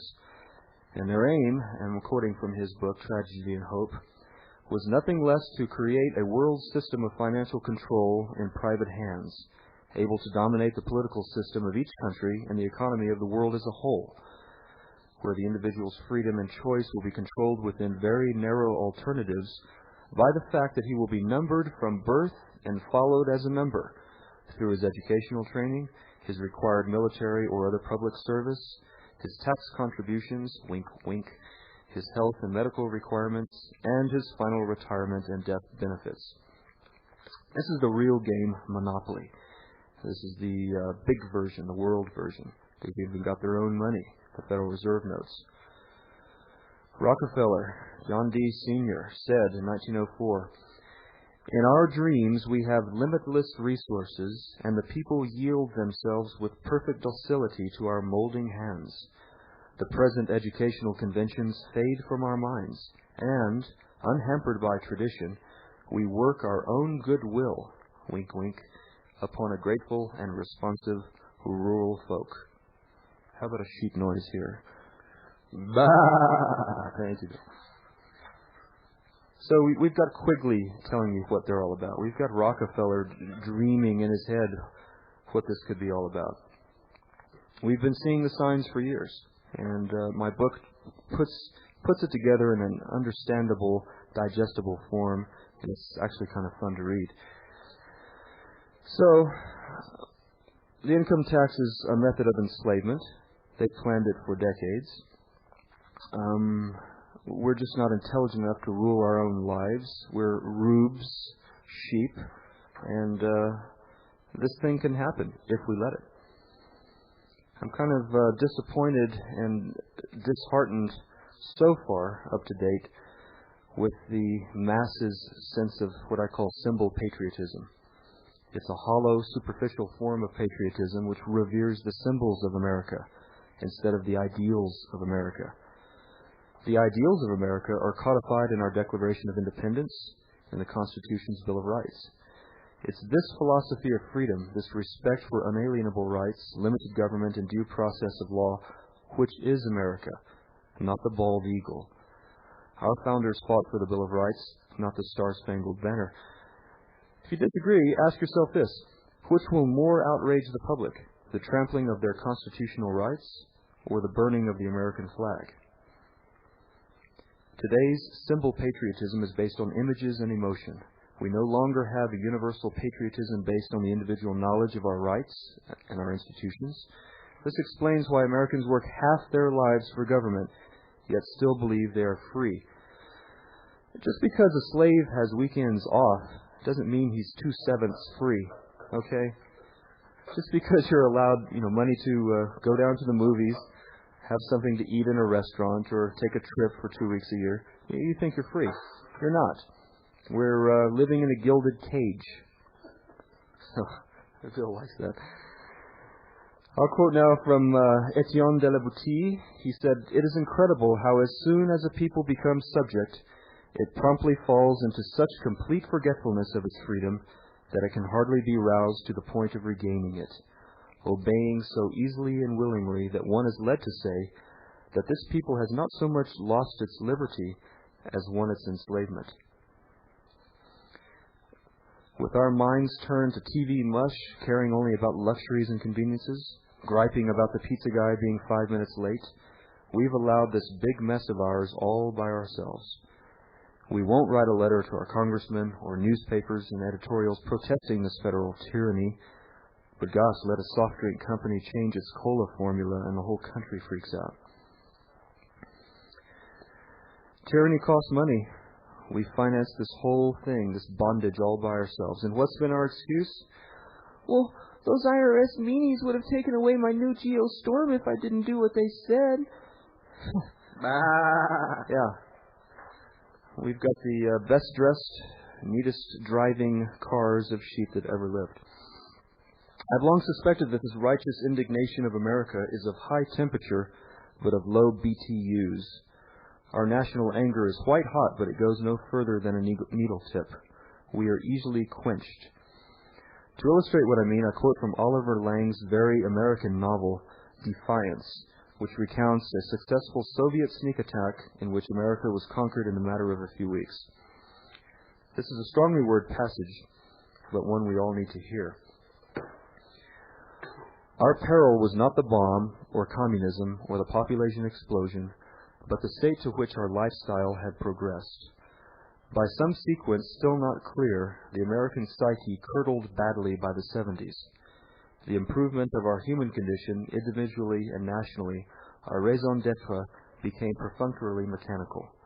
There was no spirit anywhere.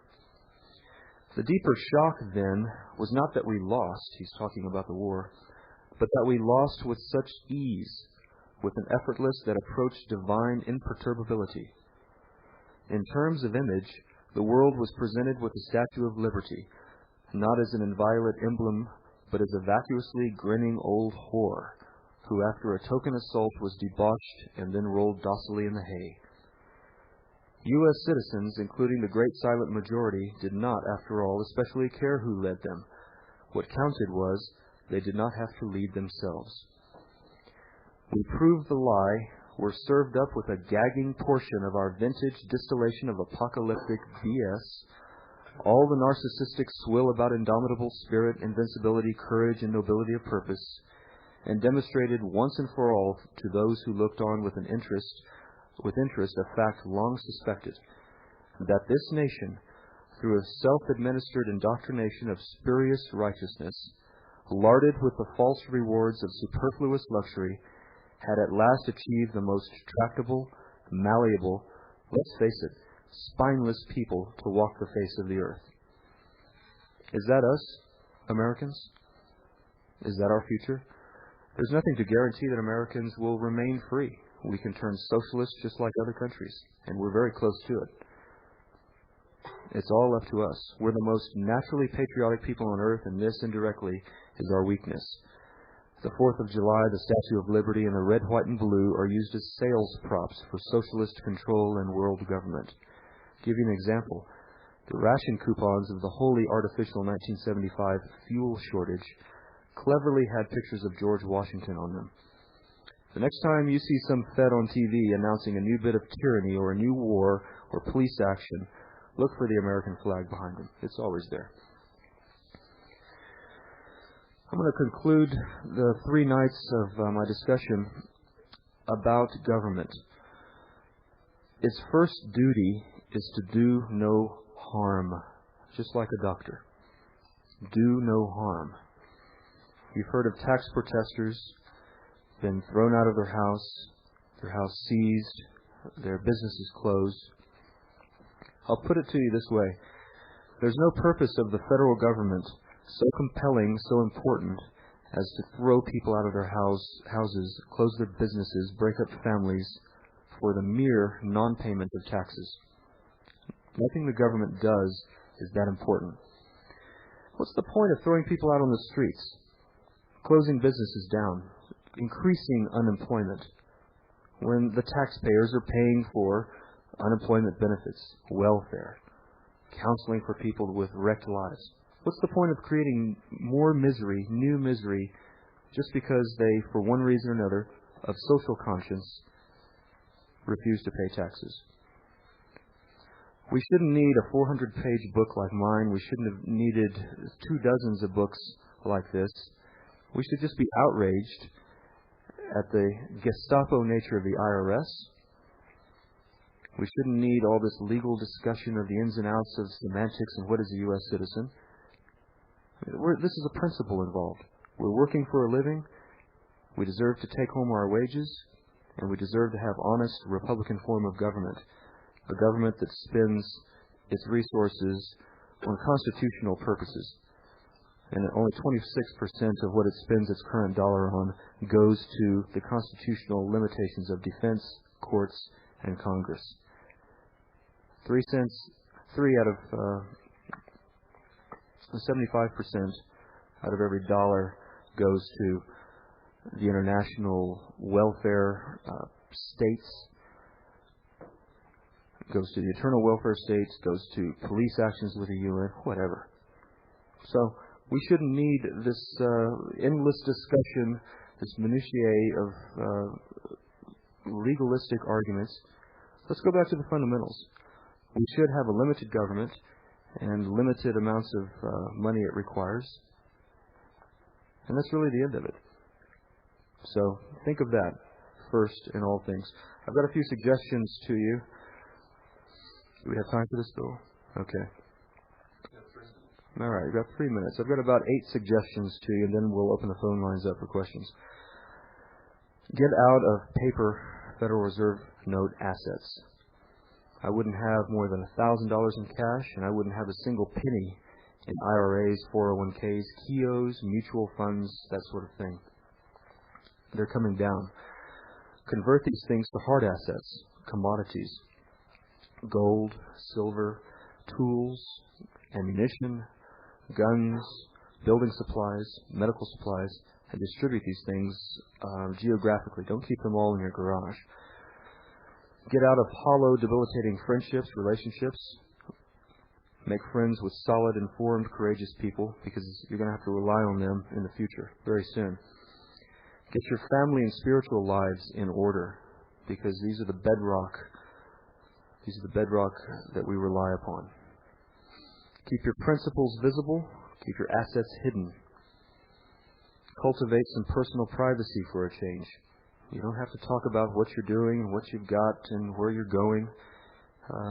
We don't know what people are going to be doing, motivated by greed, envy, hate, despair. So keep some things to yourself. These things will require some hard changes in your life. Make these hard changes now, because it will be almost impossible to make later. Support your patriots, people like Bill Cooper on the radio, other authors, radio talk shows. We're not making a fortune doing this. We're not in this for the money. We're doing this to try to help you and help us and help change the country. We need your help.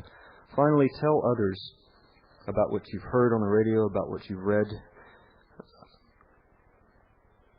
This stuff is not going to come over the national media. It's got to be word of mouth. It's got to be grassroots from the ground up. A videotape I recommend highly is called Liberty in the Balance. It's a 60-minute style documentary, about an hour long, on the issues of jurisdiction, Federal Reserve, income taxes, the United Nations. It's available from Mosaic Media, colleagues of mine. Their number is 818-973-3142. Come back with us just after a couple of minutes. We'll open the phone lines for some questions. Thank you. I can't stand it!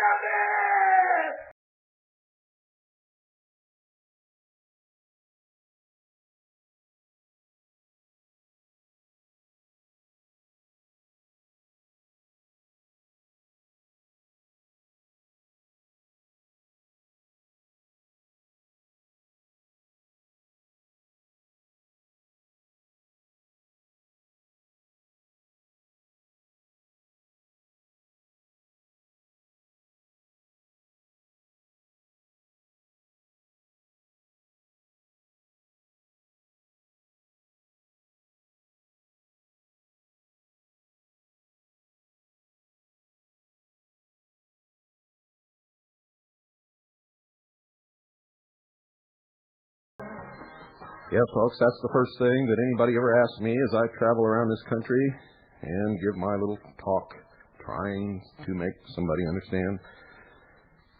Basically, the same thing the Boston Tea Party is trying to make you understand tonight. The first question anybody ever asks is, how can I save my assets? Not, how can I save the Constitution or the Bill of Rights or freedom or liberties or become more responsible, but how can I save my assets? If you really understood how economies work, you would have been doing the right thing all along to save your assets. And the first step in saving your assets is to save our liberties, the Constitution, the Bill of Rights. These things allow you to have assets. The New World Order, the socialism, well, I think you should do a little work yourself. Look back at what happens to people under socialism, under totalitarian governments. And if you're smart, you'll call our sponsor, Swiss America Trading, right now. And you'll begin to take the proper steps, not just to save your assets, but to save the Constitution, save the Bill of Rights, protect your loved ones, and put a portion of your assets into real money, where it should have been all along. You see, you've been conned into using a counterfeit currency. It's not even money, not even, by definition, in your wildest dreams. So call 1-800-289-2646. Tell them that you listen to the hour of the time, because if you do, you'll get red carpet treatment. 1-800-289-2646. Ask them how they can help you. Prepare yourself for what's coming.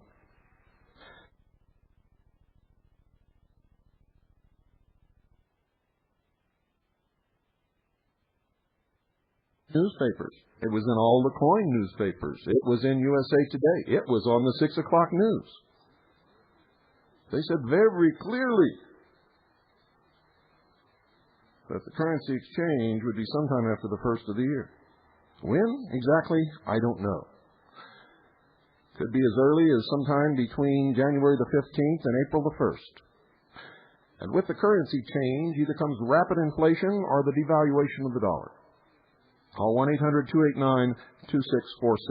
If you've been listening to the hour of the time for quite a while, you already know these things, for I warned you a long, long time ago and told you exactly what was coming and what to expect and how it would affect you. 1-800-289-2646. Do it now. You know how you tend to procrastinate, and you must be prepared. 1-800-289-2646. Some of you who are very aware have noticed the theme for tonight's broadcast. Remember, a nation or world of people who will not use their intelligence are no better than animals who do not have intelligence. Such people are beasts of burden and stakes on the table by choice and consent. I want you all to stand up right now and raise your right hand. Stand up wherever you're at, face your radio set, and raise your right hands. I state your name. I state your name. Do hereby pledge allegiance to the frat. Do hereby pledge allegiance to the frat. With liberty and fraternity for all. Amen.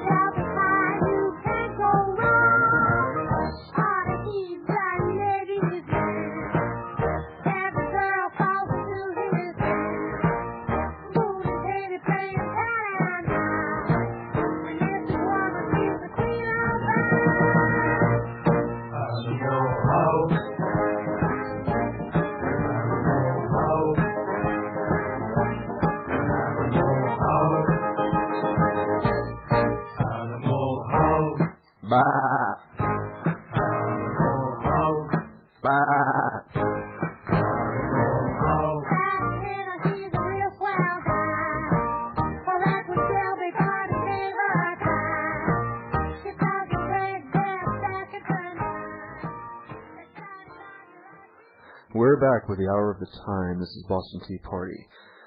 We're going to open the phone lines up in just a second. The first thing I want to do is respond to a reader's question. Chris, he faxed in a question. Can I revoke U.S. citizenship for tax purposes without jeopardizing my defense security clearance, which requires one to be a U.S. citizen? I highly doubt it. They put that term in there, U.S. citizen, for a reason. They want you to be a Fed just like them. And I really don't see any way out of it. So, sorry. Okay, Bill's going to give out the phone number for questions. Please call in. Ask me anything about the book. I'm not a lawyer. I don't have access to all your papers and what you've sent in to the government or what they've sent you, so I can't give you really any specific advice, but I can give you some general thoughts on procedure, if that's your question. If you're a new listener, our call-in number is 602-337-2524. That's 602-337-2524. And remember, when we're not on the air, that's our fax number. If you have some information you'd like to fax to us. If you'd like to purchase Mr. Boston Tea Party's book, Goodbye April 15th, send $43. That's $43. Make checks or money orders payable to Annie, A-N-N-I-E. Nothing else. Annie, A-N-N-I-E.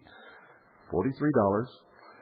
Send it to the Intelligence Service, Post Office Box 1420, Sholo, Arizona 85901. That's P.O. Box 1420, Sholo, Arizona 85901. Good evening. You're on the air. Good evening. I was wondering if I could shed some light on a definition of a word that you've used tonight that's really interesting. Have you ever looked up the word discussion in the law dictionary? No, I haven't. Well, it's very interesting. It says here, this is for all those people operating as fictitious entities, as franchisees of municipal corporations. Mm-hmm. Here's what they're doing to you. It says, in the civil law, a discussion is a proceeding, comma, at the instance of a surety, comma, by which the creditor is obliged to exhaust the property of the principal debtor, comma, towards the satisfaction of the debt, comma, before having recourse to the surety, and this right of the surety is termed the, quote, benefit of discussion, unquote. Now, just who do you think the surety and the principal debtor are? Well, I can give one guess. Us. Huh, that's interesting. I'll have to look at that for the next edition of the book. Thanks for bringing that in. Good evening. You're on the air. Oh, that quick. Okay, I've got a couple of questions. I've got the book, and I'm questioning how to find information on getting a Lloydium title and quiet title. Also, I'm interested in. My father was born in Canada, and my wife was born on a military base. One was naturalized, and the other one is obviously a U.S. citizen born on a military base. How do they declare American citizenship? Well, you were born of at least one American parent. He was just a federal American. So you were born an American, also a federal American, and unless you've moved to one of the 50 states and declared your domicile in one of those states to the government will still assume that you're a federal American. So it's just a matter of a little bit of paperwork. That's discussed in Chapter 24, you'll find. You can use that form for your situation. Oh, about the allodial title, I'm still researching that myself. There's a good basic book to get. It's called I Once to Own My Land. It's by Bob Kelly of the Americans Bulletin. He's up in Medford, Oregon. And just call information. I don't have the number right here with me. I Once to Own My Land. Good evening. You're on the air. Hello, Bill. And your guest, I didn't catch his name. What's his name? Boston Tea Party. Boston Tea Party. Listen, my question is this. We've kind of gotten ourselves in quite a jam, at least my mother has. I guess the federal government is trying to get me for income tax. I think I owe them about $1,200 to $1,500, and I'm unemployed, and I'm a full-time student going to school. And I just I don't have the money to pay them. Mm-hmm. And my mother had co-signed for a house for my sister, and she had to move out because she couldn't afford the rent. She just got behind, and there was about 5 or 6 payments behind, and so she finally moved out. And they just served my mother with a notice. They're going to pursue a lawsuit against her. Well, she's retired and on Social Security, and I guess they're coming after her. On the basis of your debt to Well, not on the basis of my debt, but just on the fact that she co-signed the house. My situation really doesn't have anything to do with her. But okay. That you can see that the government is continually coming down on people. Sure. And our case is, or my case is just as it's similar, in that the government is coming down on people and trying to destroy their lives. Certainly.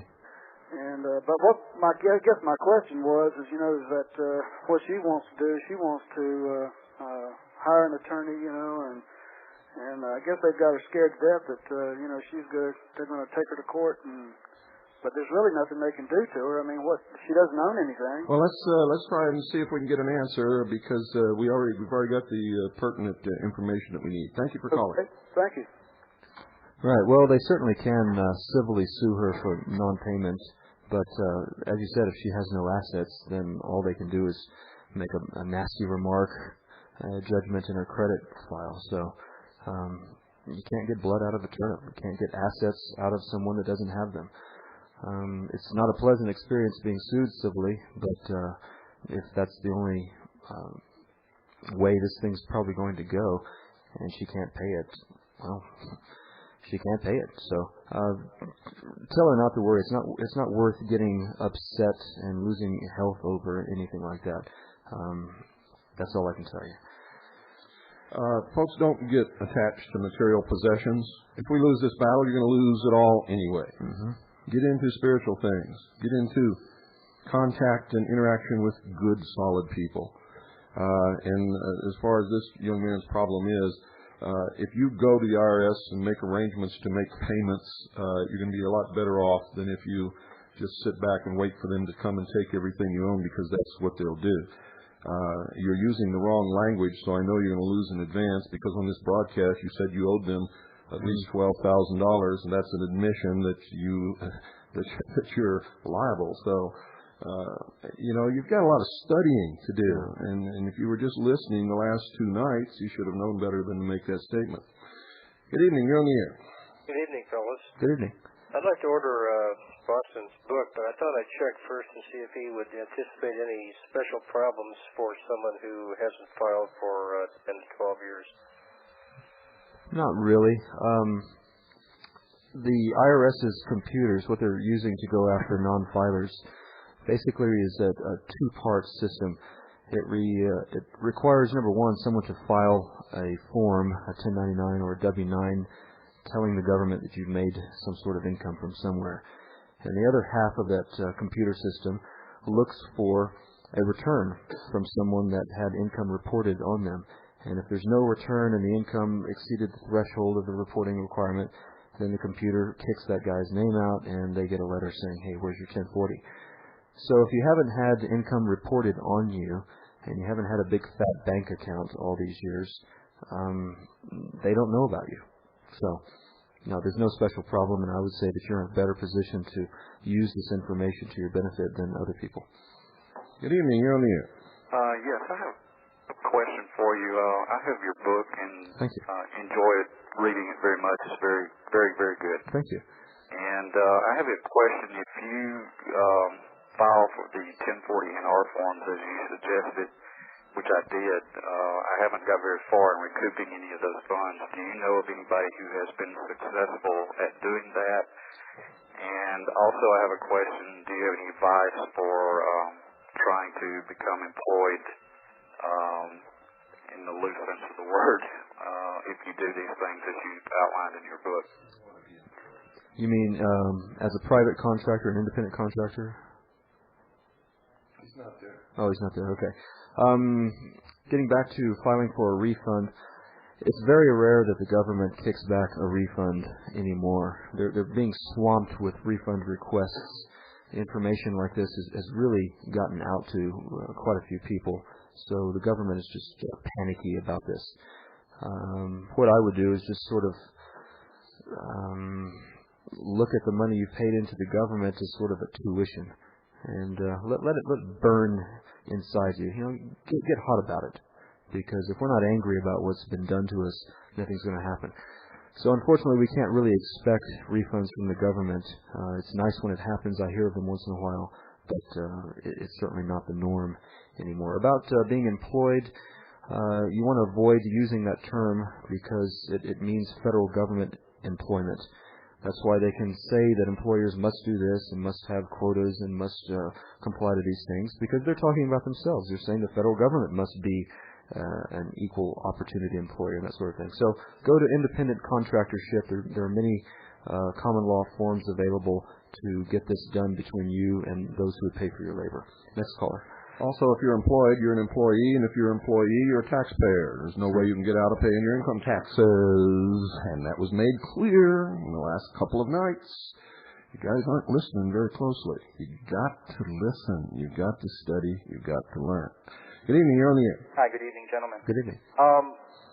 We've gotten ourselves into this problem, by not being aware of information you've, told us about the last couple of nights and so forth. And, it's our duty to learn about these things and to extricate ourselves, hopefully. Yes, sir. Now, what can we do to protect our children? What I mean by that is, I have 2 small children expecting another. Things like practical information, like not getting them Social Security numbers. Right. Could you speak to that? Things about birth certificates we might or should know about or not know about, or sure. things we should sign their names to or not sign their names to. I've never, when people discuss this type of topic, they've never touched on, the children. How can we, I guess children are sovereign citizens. I guess, that. Certainly. It's very difficult to avoid the birth certificate thing if your children are born in a hospital. And it's also difficult to avoid them automatically being assigned a Social Security number. Since 1987, the government has so-called required your dependents to have Social Security numbers. That's what they say. It's not quite true. If you have a reasonable excuse not to give them a number or let them be assigned a number, such as a religious excuse, moral grounds, religious grounds, anybody that knows Revelation and the Mark of the Beast knows what I'm talking about here. The IRS will accept that. What they want is, well, if you're still filing and you have to declare them as dependents, what they want is proof that you have children, these are your kids, and you're not assigning them Social Security numbers because of religious or moral grounds. They will accept that. As far as birth certificates, avoiding all that, it's much easier, and I know many people, many of my readers are home birthing these days with midwives. Check into that. It's very private. Only you and your family know about your kids, and perhaps we can have a secret generation born out there that'll surprise the government in a few years. A lot of the problems that you all have are stemming from greed and from fear. If you have a child you want to get out of the system, don't claim them as dependents. Right. Don't scratch your greed. Allow the child to be free. And if you have to pay more taxes because you trapped yourself, so be it. Excellent point, yeah. Don't enslave your children because you screwed up. Good evening. You're on the air. ¡Fascista! ¡Aguántenlo! ¡No lo dejen escapar, compañeros! ¡Que no salga del estudio! ¡Un fascista! ¡Aguántenlo! ¡No lo dejen escapar, compañeros! I have this CD. It's great. It's one of my favorite. I recommend y'all getting it too. Next caller.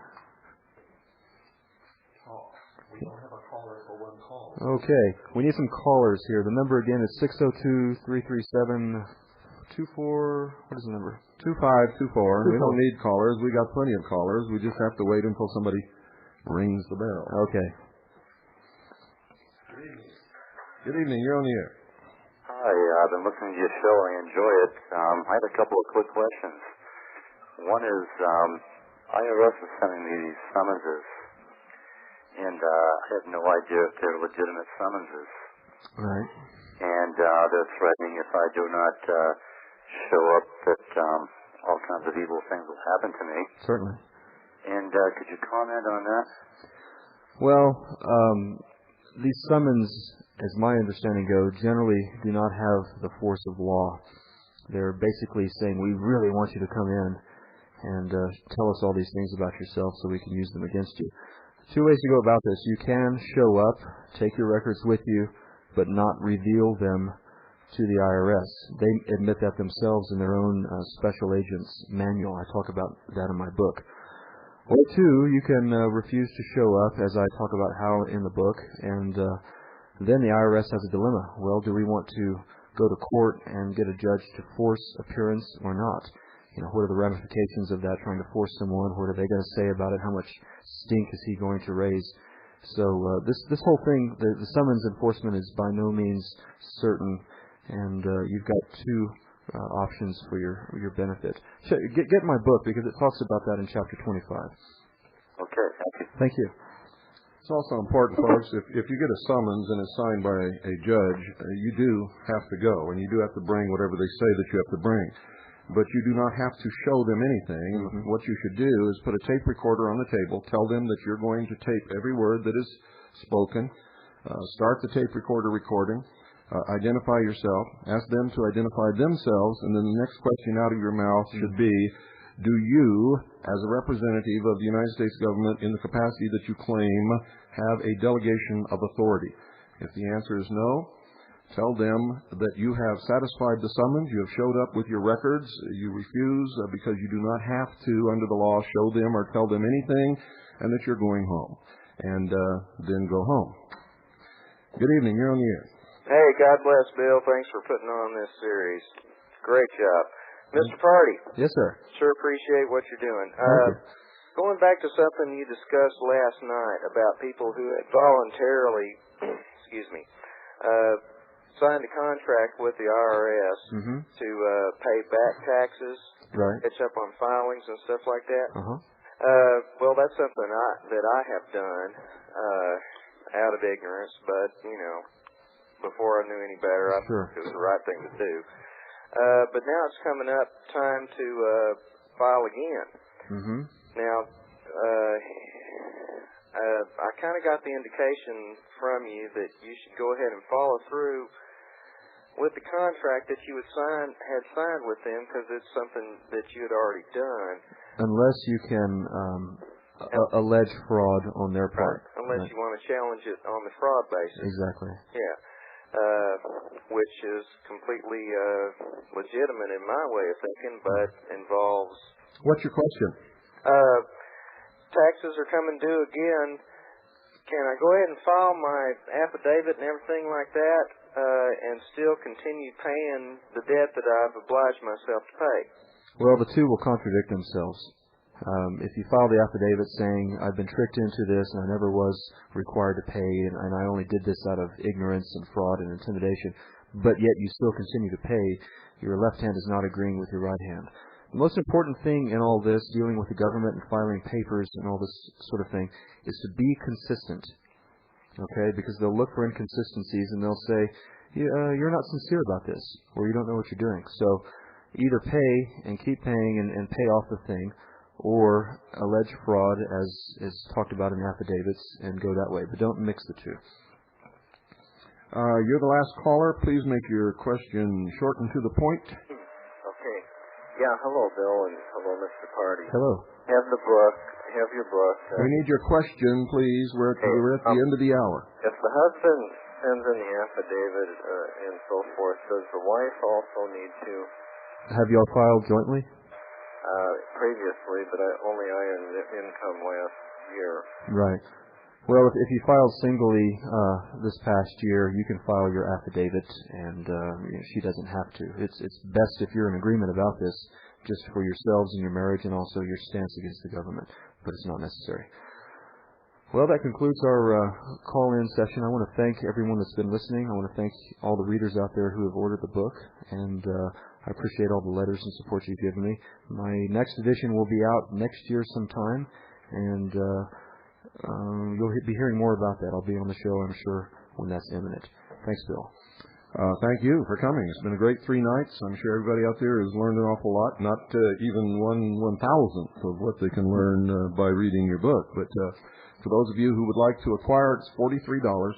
Make checks or money orders out to Annie, A-N-N-I-E. Nothing else, just Annie. $43. Send it to the Intelligence Service, Post Office Box 1420, Sholo, Arizona 85901. That's the Intelligence Service, P.O. Box 1420, Sholo, Arizona 85901. Again, thank you for coming. Thank you, Bill, for having me. You're always welcome back. Good night, folks. Good night. God bless you all. War's over, man. Wormer dropped the big one. What? Over? Did you say over? Nothing is over until we decide it is. Was it over when the Germans bombed Pearl Harbor? Hell no! Sherman? Forget it, he's rolling. It ain't over now. Because when the going gets tough,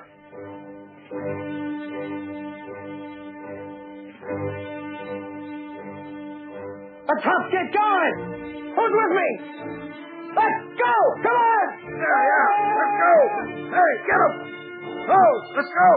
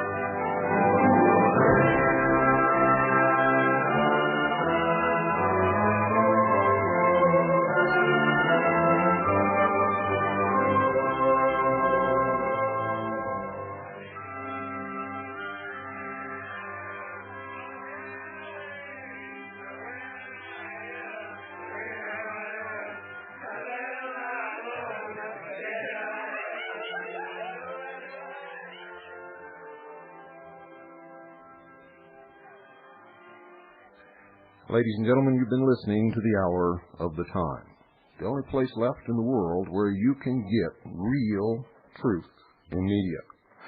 We broadcast on Galaxy 3, Transponder 17,